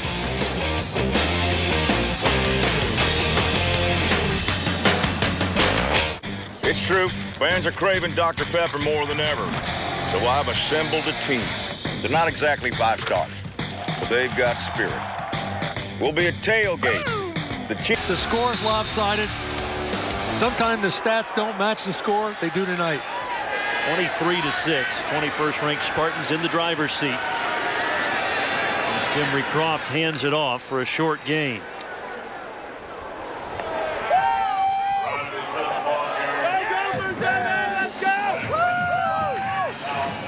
Two buddies on opposite sides, Mario and Luigi. So quite a few Michigan State fans in town, you know, enjoying the Twin Cities and touring the campus and enjoying the nice weather. Yeah, well, they're used to this, though. And both teams played in inclement weather a week ago. Michigan State in Ann Arbor, and then Minnesota in West Lafayette. They had that delay in the second half against Purdue and then lost the lead late there. Trying to avoid dropping to 0-3 in Big Ten play. That pass isn't going to help them. 3rd down and 9. Watch Big Ten football wherever you are with BTN To Go and Fox Sports Go. Never miss a thing all season long. Available in the App Store and Google Play. Michigan State defense continues to be dominant. 2 weeks ago, a 17-10 win over Iowa, and then they only gave up 10 points to Michigan. They got Wozniak split way out wide, 6'10", 280 against the corner. We might have a mismatch. Watch that at the bottom of your screen. Is he going that way? He's scrambling. And then he fakes it the last second and keeps it. Out to the 48, tackled by big number 99, Raekwon Williams. He looked the direction of Wozniak, couldn't get it there. Well, I don't know why you would split him out there if you weren't going to do that. I mean, you know, you got a guy that size, and he's going against the corner that he's got a foot on. That's pretty impressive. But Dimry Croft did not throw it, and now it brings up 4th and 5. And another punt for Ryan Santoso. Hayward will let it bounce. A favorable Spartan bounce. Minnesota just 125 yards of offense. And they've only been able to muster 2 field goals from Emmett Carpenter. Like you said at the top of the broadcast, Michigan State, they're back because that defense is back. And I think we've seen enough evidence in consecutive weeks to prove that. Well, you know, it's a bad matchup for Minnesota's offense because with the running backs, you got to get the run game going. These guys are very stout versus the run. And inexperienced at quarterback, young wide receivers. I think you play right into the hand of Michigan State. Gosh, for the Gophers, between Brooks and Smith, only 44 yards rushing. Not many teams are going to hold them to that. L.J. Scott going back to work. Just talking about that guy, and he's our United States Marine Corps leader of the game. Minnesota redshirt junior place kicker Emmett Carpenter, Green Bay, Wisconsin. Great GPA, supply chain and ops management major. Last year, Big Ten kicker of the year. Right there. And they say that he is a fantastic kid. There's a fumble. Ball's on the ground. If Minnesota ever needed a turnover, it's right now. And they got it. Thomas Barber picked it up off the L.J. Scott bobble. L.J. Scott had the fumble issues earlier in the season. He puts it on the turf here. Yeah, he was having a banner day, but He didn't have that ball protected. Someone just got their hand in there. And as you mentioned, he had those issues earlier. We asked the Spartan coaches because of that, are they concerned? They said no. I mean, he's normally very good at protecting the football, but... And you're exactly right. That is the break that they needed right there, because I don't think they could get themselves back in the game without mistakes by Michigan State. They've had the short field on a couple of Michigan State turnovers. They get the short field again, and now they fumble the football. Shannon Brooks couldn't hang on, but Minnesota does recover as Brooks jumped right back on it. Yeah, we'll see it right here, and they fake that jet sweep, and yeah, I mean, he never got a handle on it. He fumbled on the jet sweep earlier, did Shannon Brooks. But Shannon Brooks looked like he didn't even know he was getting the ball. You know,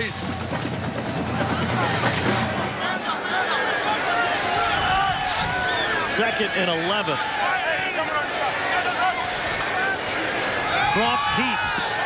Croft throws. And it's bobbled and caught. And then a touchdown for Tyler Johnson.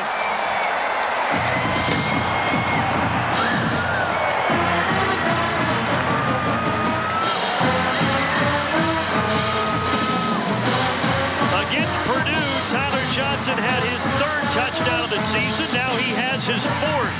And this one with a dramatic flair for a BTN standout performance. Yeah, we talked about this young man right here, and he would like to catch it cleanly, but he's having a breakout sophomore year, product of Minneapolis North, and I think we've effectively seen a change at quarterback in the Gopher program.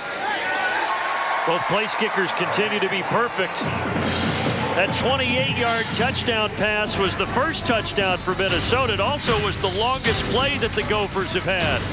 All Gophers' points have come off turnovers in this game.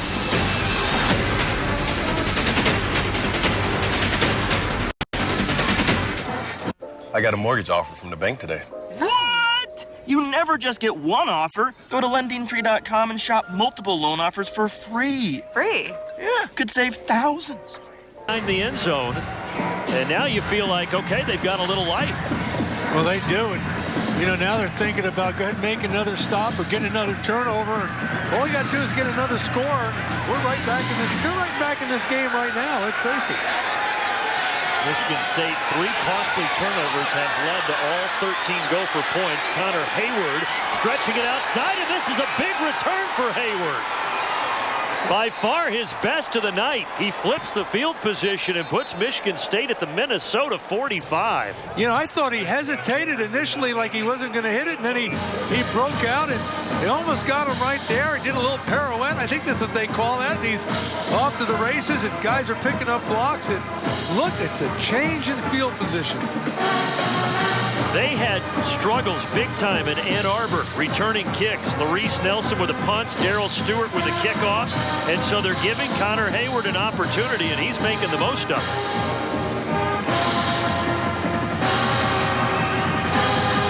So the last play from scrimmage for Michigan State was an L.J. Scott fumble, and he's on the sideline right now.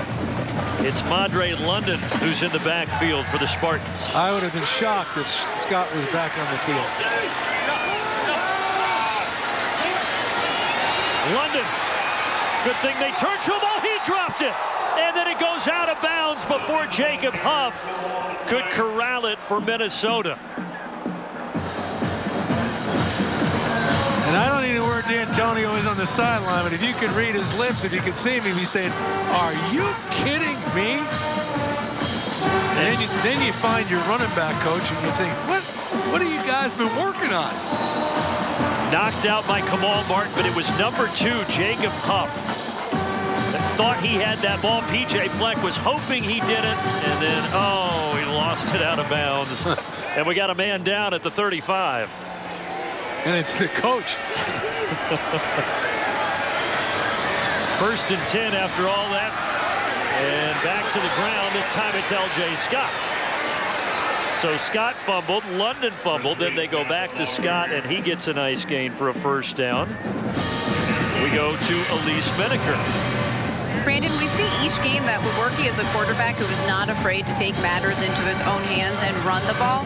He said that the goal in each play is to get positive yards, so he's just willing to do whatever it takes, and sometimes that means taking some big hits. He said after the Michigan game that was the most sore he's been all season. He took some big hits in that game, but he's just the guy who's going to do that for his team to get those positive yards. I don't know that he felt any pain after that victory on that short bus ride from Ann Arbor to East Lansing, though. Tossing to L.J. Scott. Slips through. And all the way down to the 6. Tough running by L.J. Scott. Eventually tackled by Kunle Ayende. A gain of 11. Yeah, they're showing some authority here in Minnesota. I was confused. They didn't get lined up correctly. I believe that's Luke Campbell that is down. This last run went for 11 yards after the 10-yard gain on the play prior. Luke Campbell, one of those young offensive linemen, a 6'5", 293-pound redshirt freshman from Olentangy High School just outside Columbus. Michigan State has a lot of players from the Buckeye State. Campbell, another one.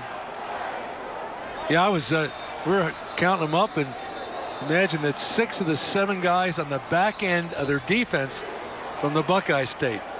And Coach D'Antonio was saying it's a great recruiting ground for us. Very fertile, pretty close. He says we got, I don't know, 35, 40 guys from Ohio. It's right down the road, and Mark's a Ohio native, and he coached at Ohio State, so he knows it well. And there's always been a lot of Ohio players that have gone and been really good players for the Spartans. Percy Snow, one of them out of Canton McKinley High School. L.J. Scott to the outside, and he's into the end zone. He just set his career high in rushing yards, and he also gets his second touchdown of the evening. I'm going to tell you, after they evaluate film tomorrow, the one critique is they're going to say, we didn't run the toss sweep enough. Well, it's worked, that's for sure. It seems like every time that they have run that play, it's been for great gains, and 165 yards, a new career high for L.J. Scott. Did you see 65, Brian Allen, the scene? That was a thing of beauty, him pulling out there leading that play. Showing he can move at 302 pounds. Minnesota felt like they had some momentum. They were back in the game, and that one could be a backbreaker. L.J. Scott having a career night in Minneapolis.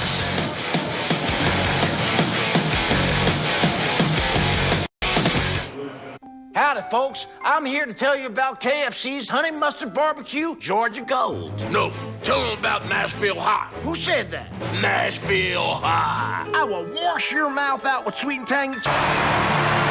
Le'Veon Bell with a touchdown. Le'Veon Bell used to do that on Saturdays. Now he does it on Sundays in the NFL. And L.J. Scott looking like he might want to play on Sundays in the not too distant future with a career high 165 rushing yards and 2 touchdowns tonight. Le'Veon Bell, by the way, in the 2012 game had 266 rushing yards. That was the last time these two teams met here in Minnesota, as Brooks is shoved out of bounds.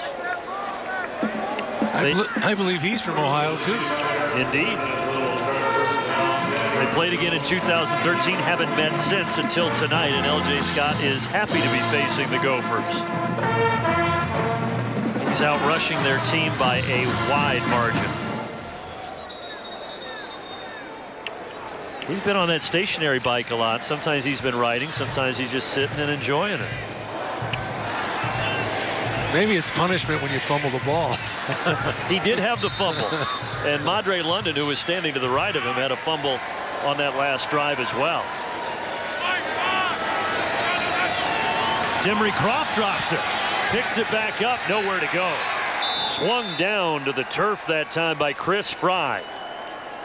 And that's a sack. And that's the first sack of the ball game. And the second sack of the year.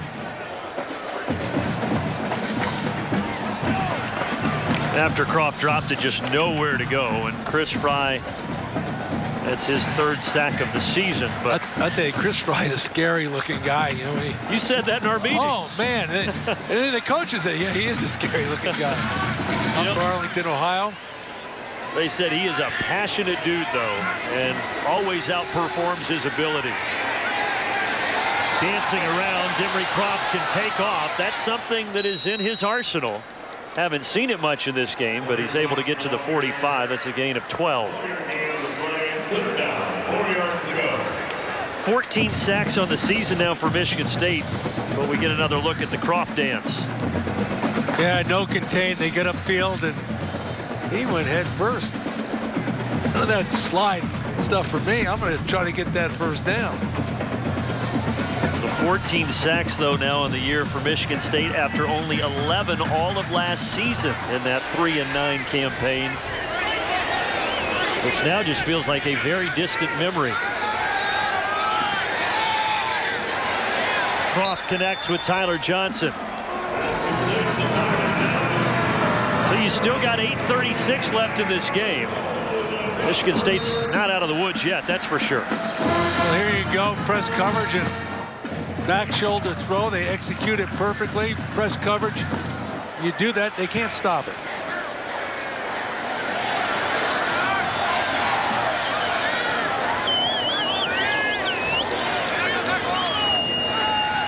Croft once more, using the legs.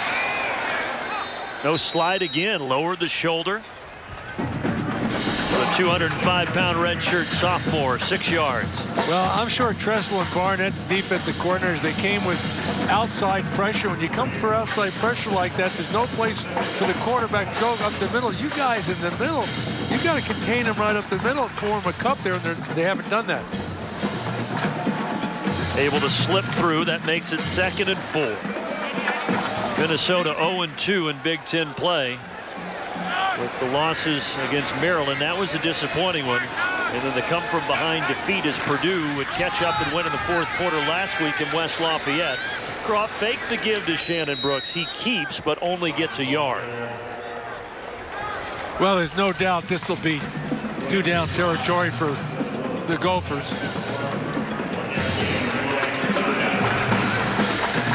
It's been tough to move the football. What do you think you do here 3rd and 3? Well, you know, because you got 2 downs, if I was them, I'd still go with the run. I mean, they got good running backs. They're the best players that they have on the field, or the 2 running backs. So I'd still run it. And if you don't get it here, then they come back and throw it on 4th down. Rodney Smith is out there, but he goes out to catch a pass. Instead, it's thrown to Mark Williams. 1st down and more inside the 30. Could not stay in bounds. But he does pick up the first by a wide margin. 21 yards. I'll tell you, Croft's got a lot of strength in that arm. He threw that out there on a rope just with a flick of the wrist. First reception of the career of Mark Williams. They have targeted him a lot tonight. Finally, the redshirt freshman brings one in. And offensive coordinator Kurt Chiraka told us he's going to be a very good player. Just his 3rd career game at wide receiver. Has a lot of talent. On the ground, Brooks fighting hard for a couple extra there at the end. Pushing him forward was Connor Olson, the guard. You mentioned Mark Williams, the redshirt freshman from Gainestown, Alabama. You ever been to Gainestown, Alabama? No, but I bet Mark's thinking it's a little chilly tonight here. You know? We call off school down in Alabama for weather like this. Temperatures dropping down into the low 40s now. We had the stiff breeze of 15 to 20 miles per hour throughout as well. Shannon Brooks is in the backfield, but Croft wants to throw it. He's going for the end zone, incomplete, no flags. Trying to hook up with Tyler Johnson, who has Minnesota's only touchdown.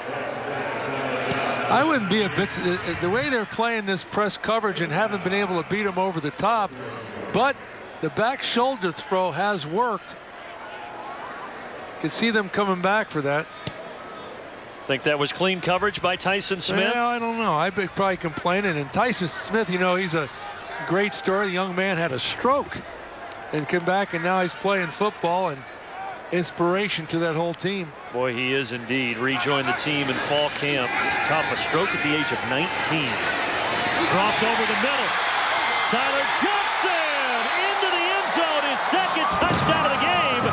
And Minnesota not done yet.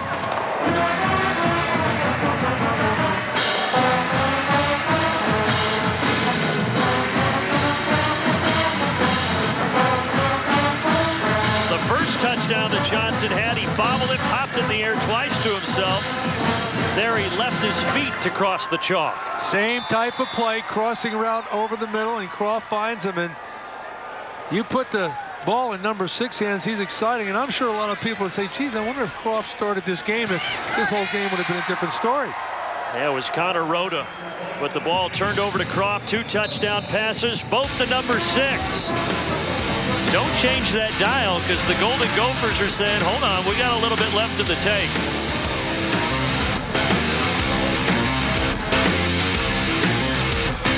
T-Mobile's Unlimited now includes Netflix on Us. That's right, Netflix on Us. Get 4 unlimited lines for just $40 each. 30-20 is the Michigan State lead right now in the 4th quarter. And here's our Culver Saturday standouts. Karan Higdon had a great game for Michigan. Jonathan Taylor, also a great game for Wisconsin. And here comes the onside kick. I mean, you're down by 10, 5:20 to go in the game. You can't count on your defense to stop. And the Spartans, you got to kick the onside kick. Emmett Carpenter lines up for it. That was too easy. Bounced directly to Khari Willis.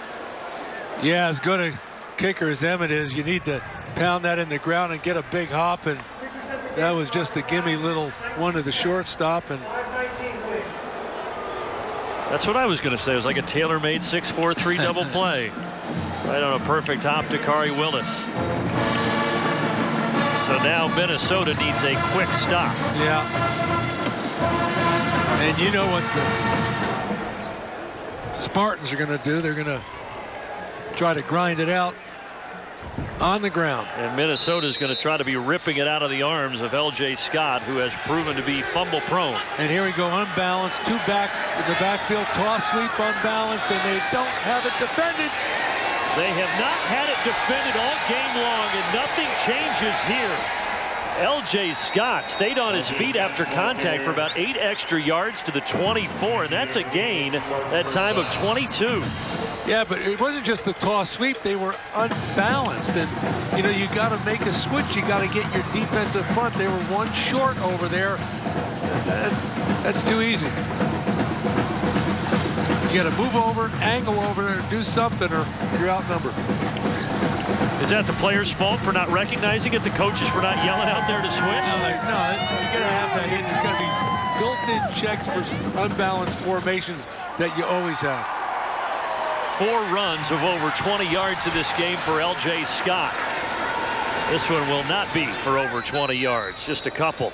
Thomas Barber gets yet another tackle.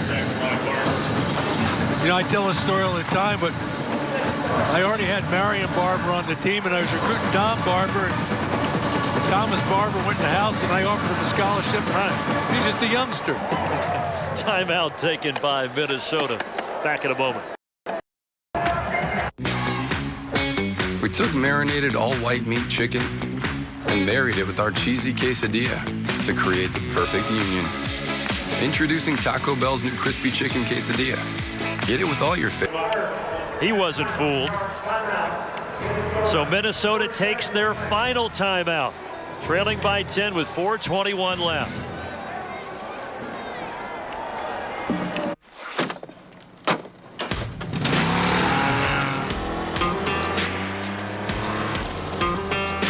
A long weekend is just an excuse to get a long way from boring. That last run taking L.J. Scott back 2 yards to actually 185, but nonetheless a great evening for him.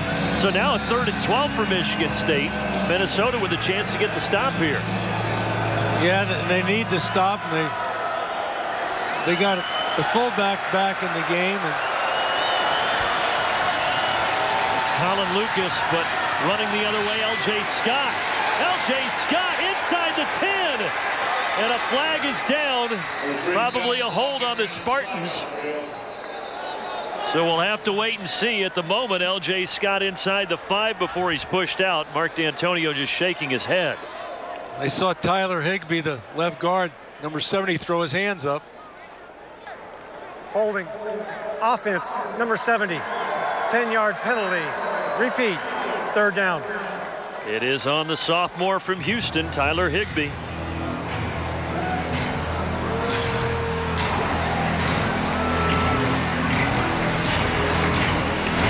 Here he comes around on trying to block 21 right there. Let's see what happens. Oh, yeah, you got your hands outside. And just briefly, though, you got to keep those hands inside there, Tyler. Especially when you're blocking a little guy like that. Yeah, Kamal Martin, 229 pounds. But, boy, if it was a hold, it was a brief one. Brief one, yeah. 3rd and 22 now. D'Antonio has to say, geez, the costly turnovers and a couple penalties. If it wasn't for those, we'd be up by a comfortable margin. Delayed give. L.J. Scott. That'll make it 4th and long. So now, you know, time becomes a big factor, but it goes through all coaches' minds like this. To your point, you let somebody hang around long enough, bad things happen. And that's what he's thinking right now. 3:23 and count. This game should not even be, you know, it should be over. But it's not. 45-yard field goal coming up for Coughlin. He had hit 2 field goals on the season coming into the game, and he's hit 3 in this contest alone. Charged. Time out of the half. Michigan State. So Mark D'Antonio takes that timeout. Discover card? I'm not a Discover customer, but I'm calling about that credit scorecard. Give it to me. Give it. Oh, sure. We give it to everyone for free. Oh, well, that's nice. Now go get it. You can go get it yourself online and see your credit score right there. Great. Oh, it's a good boy. Thanks. Oh, and you can even see how your current card compares to others out there. Wow. Convenient. Ooh, somebody wants a belly rub. What now? Get yours at discover.com/credit scorecard. Free for everyone, even if you're not a customer. If Matt Coughlin hits this, it's still a 2-score game. It would just bump it from 10 to 13. On a cold night, a damp night, with the wind, but he pulled it to the left, no good. First miss tonight. Coughlin had been perfect at 3 of 3, but no more. And Minnesota down 10. They'll get the football with 3:01 remaining. Yeah, and you know, we talk all the time about a thing called momentum, and it's hard to find, but when you see it, you know it, and it goes back and forth. And right now, as of late, all the momentum is with the Golden Gophers. Bad news for Minnesota, they have no timeouts remaining. Good news, they're still in this game, and they'll start the drive from their own 27. Demery Croft, in relief of Connor Rhoda, has thrown 2 touchdown passes on the last 2 drives, both to Tyler Johnson. And they start off with his arm here, but his pressure's coming. He flings it up in the direction of Johnson, but Matt Morrissey almost picked it for Michigan State. Yeah, I'm not sure if Croft was trying to throw that away and couldn't get enough arm, because he is defended.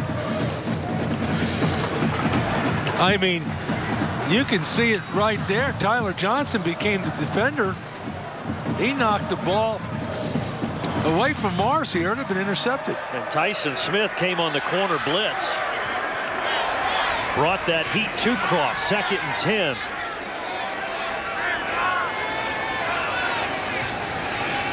Just a 3-man rush. That one is complete. Johnson, yet another grab. Brought down by Josiah Scott, the corner. One of the things that we've seen a change in the Spartans this year, they've changed up their 3rd down package compared to what they've done in previous years. And you're going to see a lot of that right now. giving a 3-down lineman look, but not necessarily just rushing 3. Oh, there's holding there. They rush for that time. Diving attempt. They say incomplete. Mark Williams was in search of his second catch of the night. Could not bring it in. You saw a hold. They did not throw the flag. It's only holding if they call it. Ruled incomplete on the field. Tough to tell from that angle.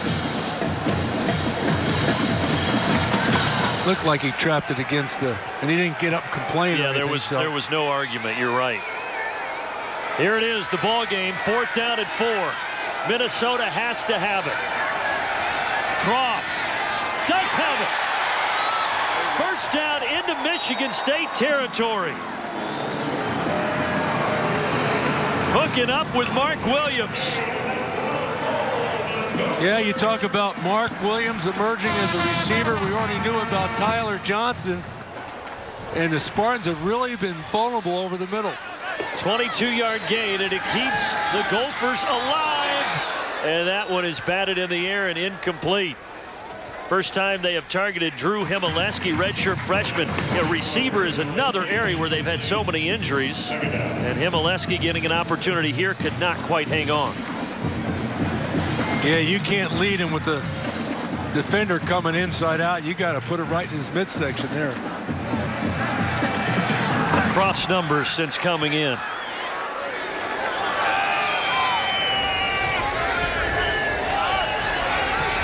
It's not a heavy rain, but a heavy mist has picked back up here at TCF Bank Stadium. It had been dry for a while. Croft goes down. Second sack of the night for Michigan State. Here's part of that 3rd down package that we talked about. Rather than rushing 4 guys, 4-down linemen, they go to a 3-down lineman look. Doesn't mean they're bringing 3, but you know, you just don't know who's coming. Costly 6-yard loss, so now 3rd and 16. He's going to take off. Running for the sideline and then cutting up and getting the first down. What a move. He juked Justin Lane the corner. What a play there. Watch this. Lane just thought he was going to cruise out of bounds. Yeah, you know, as a defender, you got to use that sideline as the extra guy, you know. He overran him. 20-yard run for Demry Croft.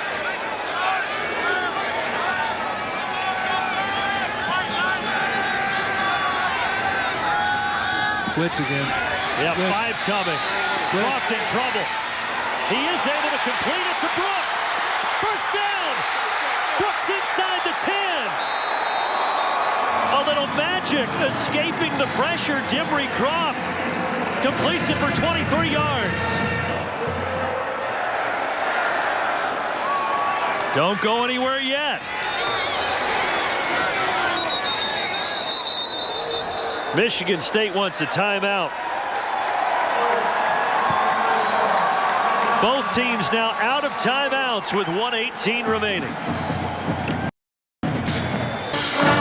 Demry Croft trying to keep Minnesota alive in this game, and the last run that he had, pretty impressive. It did keep Minnesota alive. Well, it did. There's nothing there, and he gets out and he's running, and watch this play right here, and it's really a poor play by Justin Lane, number 2 right there. He used the sideline, as I mentioned before. You know, you pin him on down and use that as the extra defender. Now it's 1st and goal from the 9. And a quick score and an onside kick. In motion, Johnson goes to the bottom of your screen.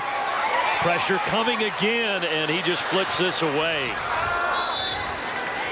So Michigan State has been getting in there on Demry Croft, and he just had to get rid of it. Yeah, they're giving pressure. There's a lot of different stuff coming up there, and twist stunts, and you saw Chris Fry coming around, looping around in the back, and you know, it's a late blitz, so if you can throw it on time, something quick, you're fine. But if you have to go to your second read, you're going to get chased out. Andrew Dow was blitzing as well on that last play.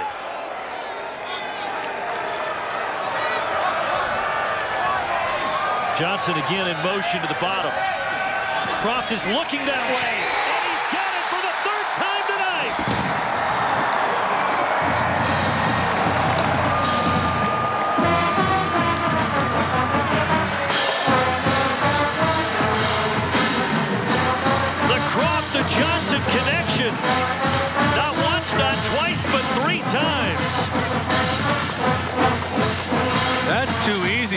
just moves him, and he's not going to be able to take care of the inside slant like that.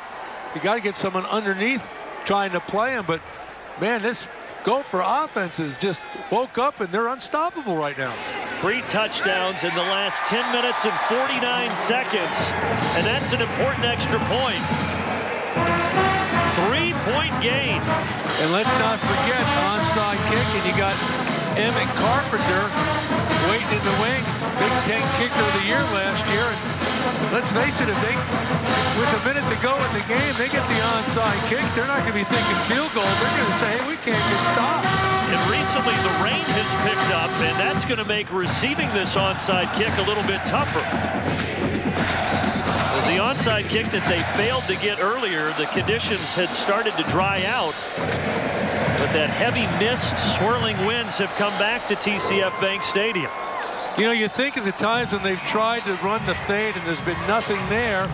And if you're a corner playing press coverage, you can't stop the fade and the slant both at the same time. And you got to give credit to the offensive coaches of Minnesota. They've made the adjustments, and it's been wide open.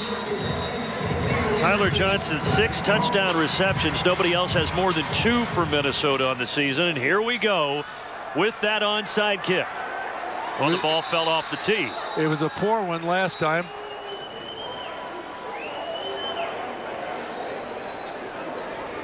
The last one bounced right to Kari Willis. See if Emmett Carpenter can do better here for the Gophers. We saw Indiana earlier in the day almost get one against Michigan. There it is. Popped up, but it is recovered by Michigan State. Cody White, the receiver, on the hands team. It looked like he almost bobbled it, too. And Michigan State can take a deep breath. They can take a deep breath. They can take a deep knee. But, stranger things have happened. How many center quarterback exchange problems have we seen tonight? Especially in that first quarter when the weather was like it is now with the rain falling. Yeah, this is what you call a victory formation, and you just want a good snap and take a knee. And we've had 8 fumbles in this game, 4 each. Brian Lewerke securing the football there and going down to a knee. You got to give a lot of credit to the Golden Gophers, though. It looked like you could put a fork in them, and they never stopped fighting. They battled back, and no doubt in my mind, they found a quarterback tonight. And a lot of people have been yelling in the wings about putting Demery Croft in. That's not a reflection on Rhoda, just that they wanted to see a little bit better. And how about the performance by some of these young wide receivers for the Golden Gophers, huh? Yeah, they really stood out, but in the end, not quite enough. Minnesota trailed 23-6 after 3 quarters. They fight back, but still drop it 30-27. And Michigan State, who won just 3 games last year in what was just totally baffling to everybody across the nation, they're now 5-1. They're 3-0 in Big Ten play. L.J. Scott had the big night on the ground for the Michigan State Spartans. A career high in rushing for L.J. Scott, 194 yards, 2 rushing touchdowns. He was the hero. And I'm sure that, their Spartans are really glad to get back on that plane and go back to East Lansing. But I know that Harlan Barnett, Mike Tressel, and Mark D'Antonio are going to say, what happened to that defense coming down the wire? I know it takes 2. You got to credit Minnesota, but that sure didn't look like Spartan defense. That didn't look like Spartan defense. Maybe last year looked like Spartan defense, but that's not been the Spartan defense during the whole tenure of Mark D'Antonio at Michigan State. And certainly not the last 2 weeks when they held both Iowa and Michigan to 10 points. And Minnesota couldn't move the football at all, but you're right. I guess you have to give credit to Demery Croft for the 3 touchdowns there in the second half. He made the plays. The wide receivers made the plays. They still didn't run the football the way they'd like. But as we mentioned, Michigan State's very stout against the run. But, man, their pass defense was exposed tonight. They still do get to 5-1. will remain in the top 25 where they got back to this week. Holding off Minnesota. Tough start to Big Ten play for the Gophers. That 7-point loss to Maryland. Purdue comes from behind last week and beats them in a close one in West Lafayette, and now the 3-point defeat here at home tonight. And what they have to do, this will be disappointing tonight, and they're 0-3 in the Big Ten. They've got to rally. Illinois is coming to town next week. It's homecoming. Mark D'Antonio is with Elise. Coach, you just kind of gave me a laugh at the end. There seems to be you like to end games, though, in the rain, close. I tell you, everything's difficult. There's nothing easy, you know. Credit Minnesota for coming back and everything, but thought we ran the ball well tonight, and got some things they got to clean up, but it's bad conditions. We put the ball on the ground, and then we give them 2 easy ones. Too easy. Well, speaking of the run game. Credit them. Speaking of your run game, L.J. Scott, a spark. What you wanted, what did he add to your run game today? Well, we kept saying we need a 100-yard rusher this game, you know, it's been a while. So, I thought he ran very well. We had one down to the one, got called back, so. But, hey, 5-1, we'll take it. Thanks, Coach. Thank you. He got more than a 100-yard rusher. He got a 194-yard rusher in this game. The Spartans all told on the ground 245 yards and 3 rushing touchdowns. And that will do it from Minneapolis. The final score, Michigan State 30, Minnesota 27. For Glenn Mason and Elise Menaker, I'm Brandon Gunn. And we're going to send you to Chicago. Rick, Howard, and Chuck in the Chicago studio ready for the final drive.